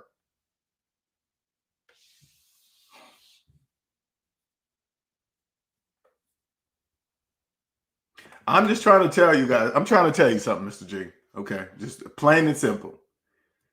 It's 100%. It goes against the universe of the laws of mathematics to invest in Bitcoin while you have student loan debt. You can't do that. You can't. That's impossible. But if you believe you can, hey man, do your thing. Pay your student loans forever. Keep paying a lawyer and pay your student loans at the same time. And invest in Bitcoin at the same time. I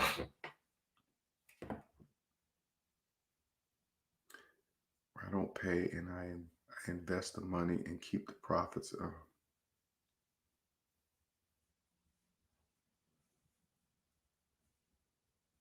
I don't want you guys to be my age talking like that, man. I really don't. I don't want you guys becoming my age and still talking like that.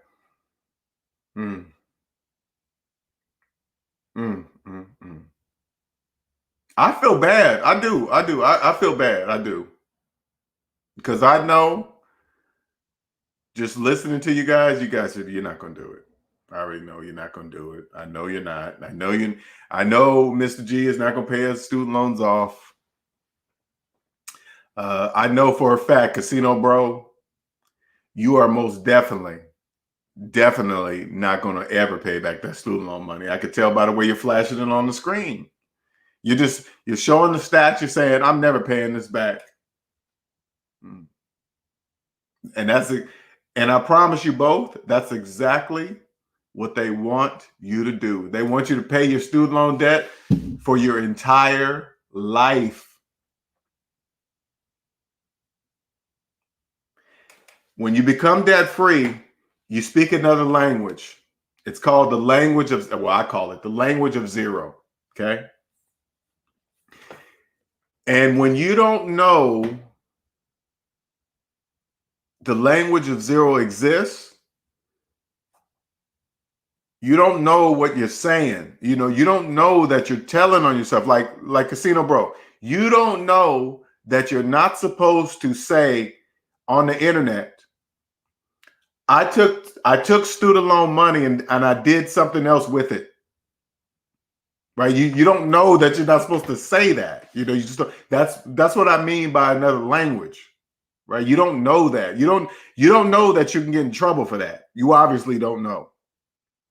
And the reason why you don't know is because probably the majority of your friends are doing it too. Oh, it ain't a big deal, man. It's not a big. The reason why they really don't enforce that when people take student loan money and do whatever they want with it, because you can't bankrupt it. That's why they're not really on you like that. That's like, oh, you stole money. They don't care because you're going to take your life to pay it back.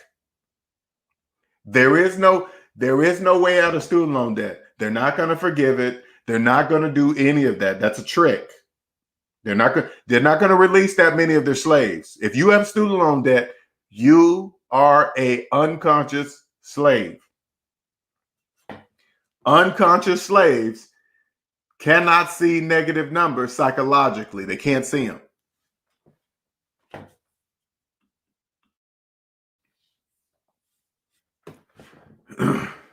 Yeah.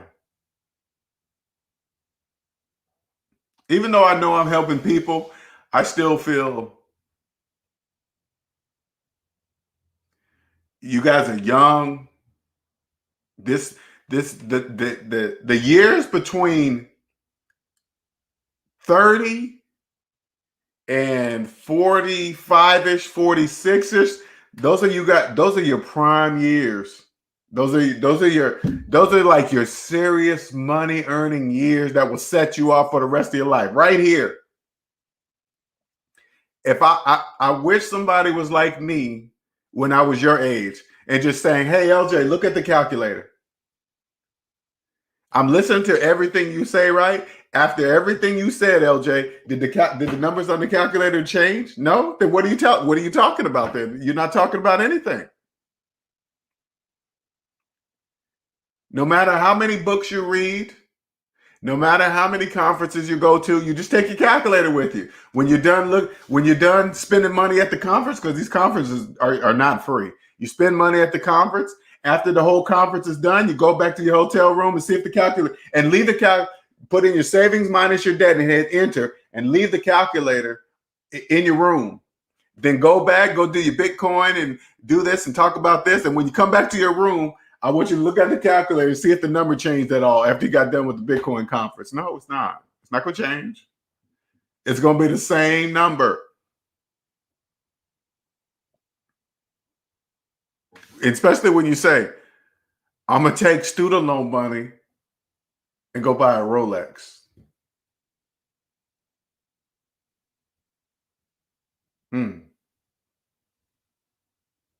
Out loud. In public. On the biggest, YouTube is the biggest stage on the internet. YouTube. That's the biggest stage on the internet. It's bigger than everybody. It's bigger than TikTok. It's bigger than everybody. It's the biggest stage.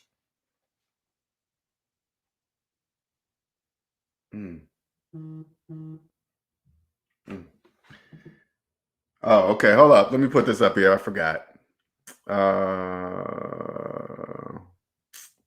I always forget. There's my Cash App. Okay. Yeah, you guys want some SMD shirts? There you go. That's why when I have meetings like this, collabs, like this is why I gotta hurry up and get this book out here. That's why I'm on this book.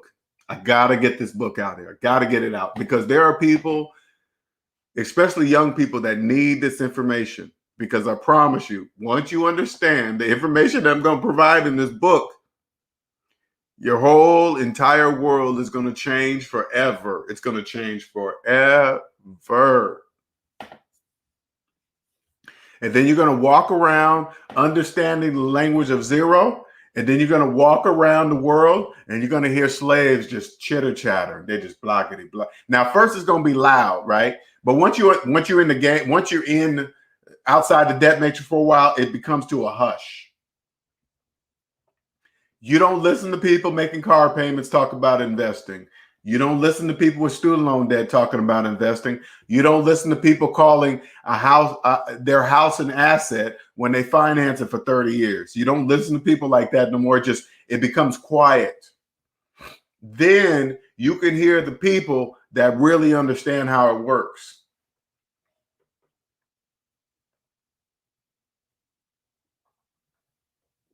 Look at Casino. You see XRP, whatever, man.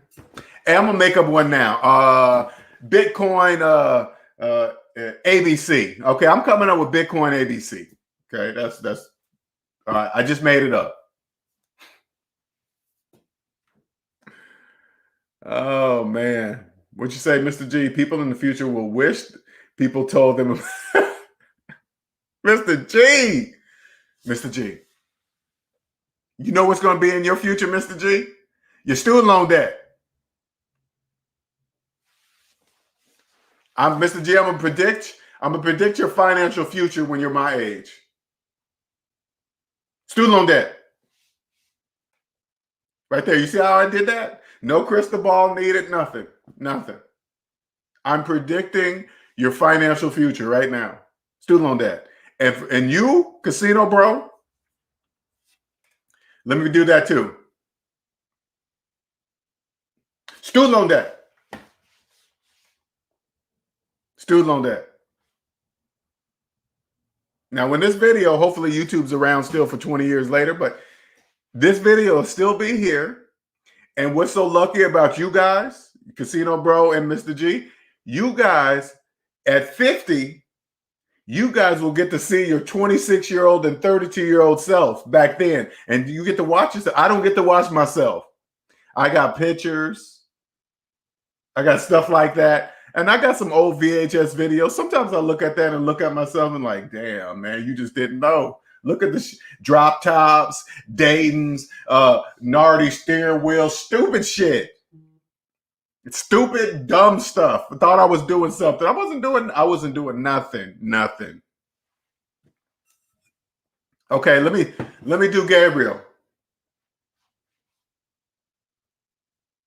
Okay, it's very difficult coming to me right now. Just a second. Credit card debt. Okay, Gabriel, I was joking. That was a joke. Nothing. Freedom. Gabriel will be cussing out people in the future with credit card debt. Let's see. Laughing at people with car payments. Let's see. Okay, something's coming to me. It's coming to me. He's going to make jokes to people that have student loan debt older than him. How's that?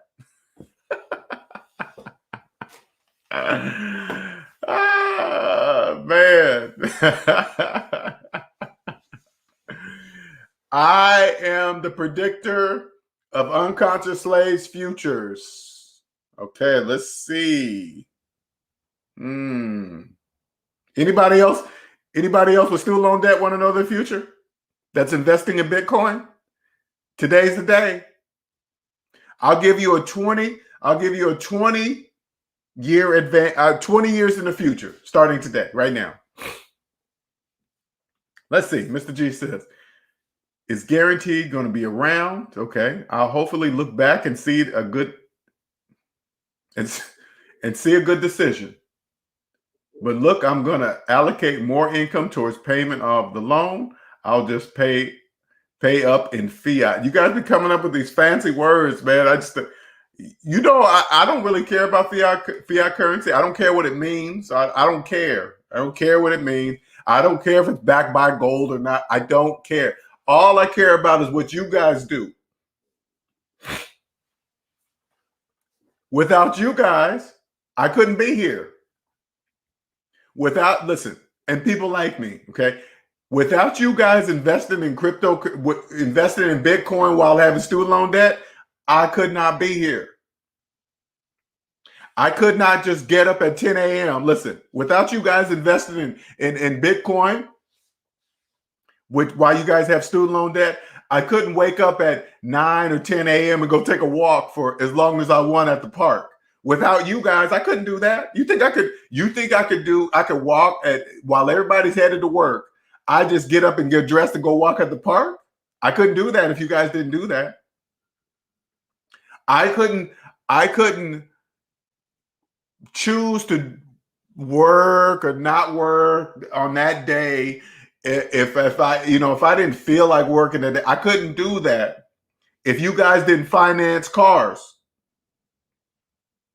I couldn't do that if people didn't finance Teslas and think they're saving money on gas. I couldn't enjoy my life. I couldn't do that.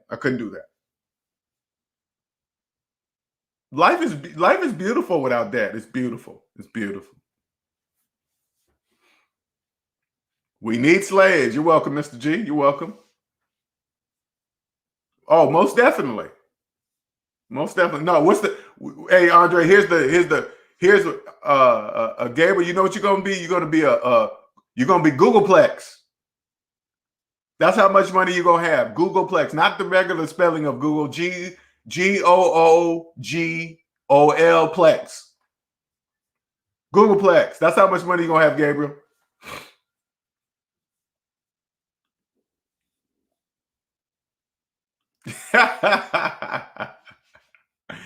Well, if you wanted, Gabriel, you can. Go ahead, man. Go ahead.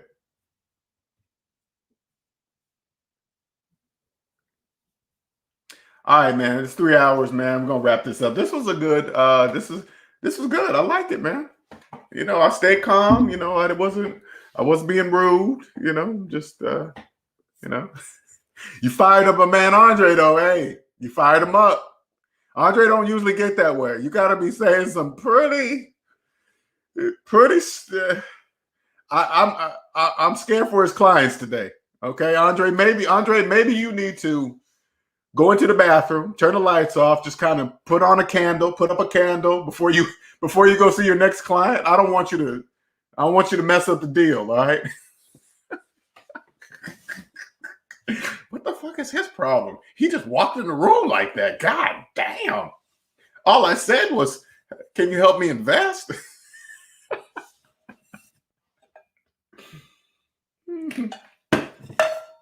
And he chewed my head off. No, I'm just joking. All right, everybody, I'm out. Today was a good one. What's today? Oh, today's Friday. Holy crap. Okay. All right. All right. You guys have a wonderful, wonderful day. Thank you, Mr. G, for joining. Thank you, Casino Bro. Thank you for joining. Much appreciated. Anytime, Mr. G, you want to come back, and anybody else that wants to reach out and come do a collab, I'm all ears. Okay. All right. You guys have a wonderful day. Later.